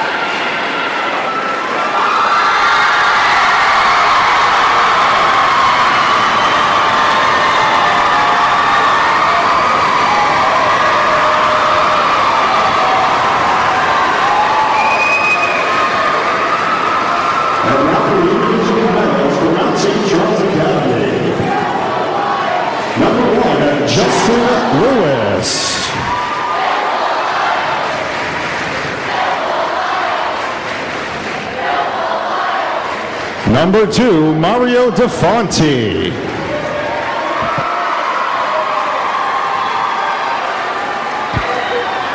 Number 3, Kevin Valentine.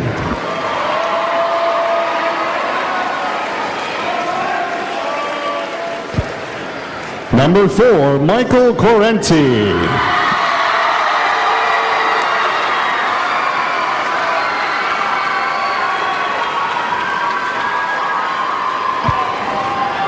Number 5, Mark Squizzero.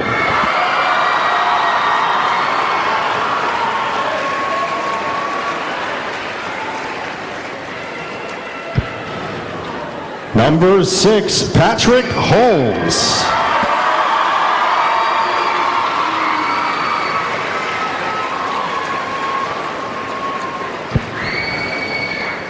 Number 7, Team Captain Brian Belisle.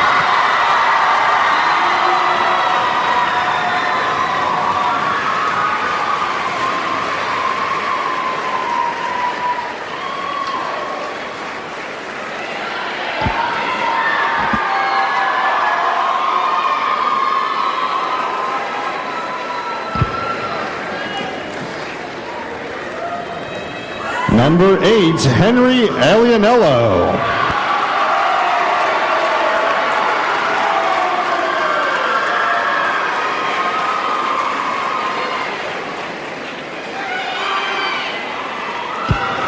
Number 9, Vincent Pearl.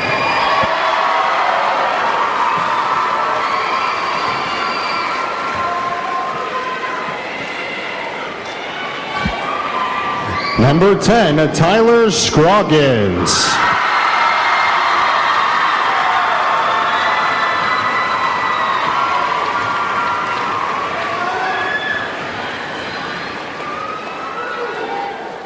Number 11, Daniel Fontaine.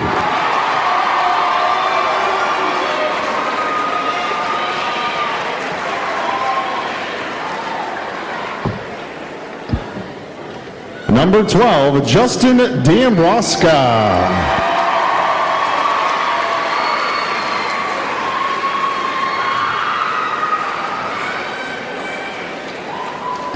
Number 14, Thomas Crudell.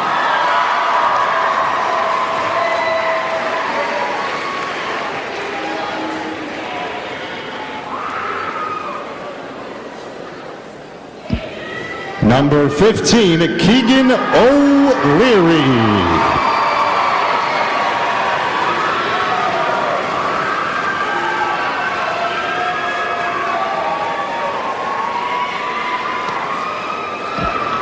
Number 16, Daniel Glaude.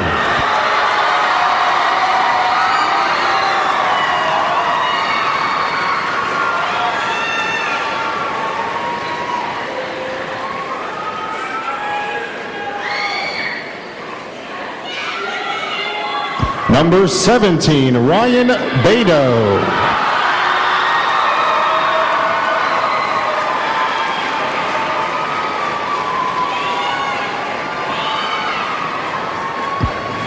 Number 18, Matthew Demers.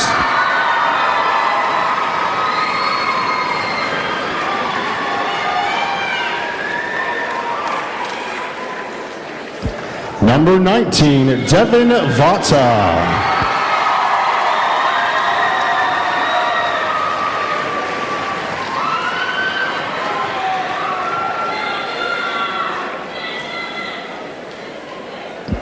Number 20, Keith Fenough.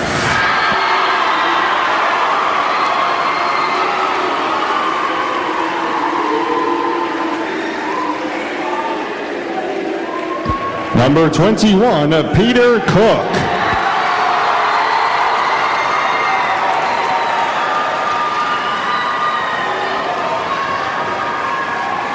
Number 22, William Burns.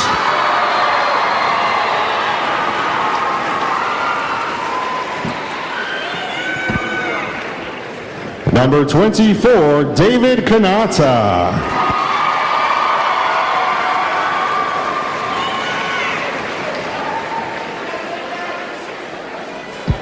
Number 25, Brett Simino.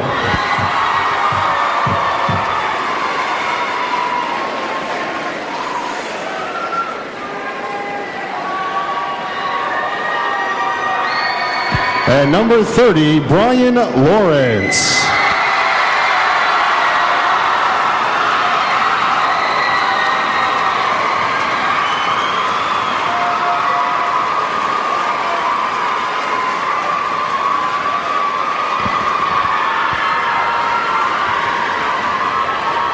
Your assistant coach for Mount St. Charles, David Belayo.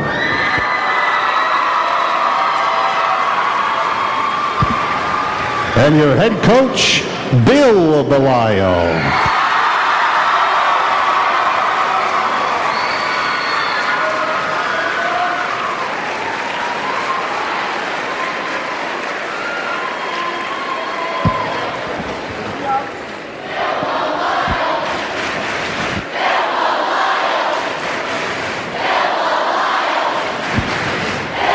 And now for the recipient of the 2013 Reverend Robert C. Newbold Most Valuable Player Award. This award, made possible by the Rhode Island Hockey Officials Association, is being presented in honor of retired Interscholastic League Director, the Reverend Robert C. Newbold. The recipient this evening in the series scored 3 goals with 2 assists, including tonight's game winner for Mount St. Charles, number 16, Daniel Glaude.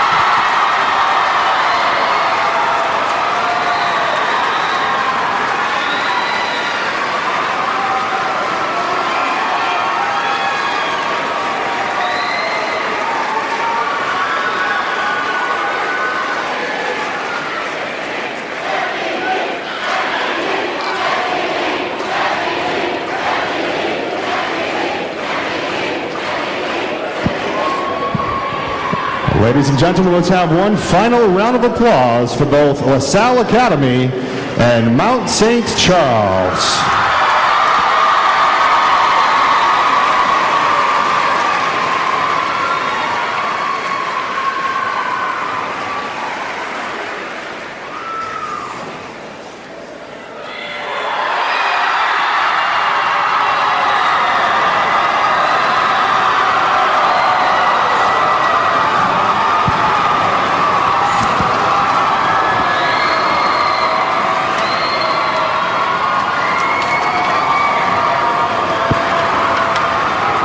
On behalf of the Rhode Island Interscholastic, we would like to thank you for your attendance at the High School Hockey Championships. Please drive safely when traveling home and have a wonderful evening.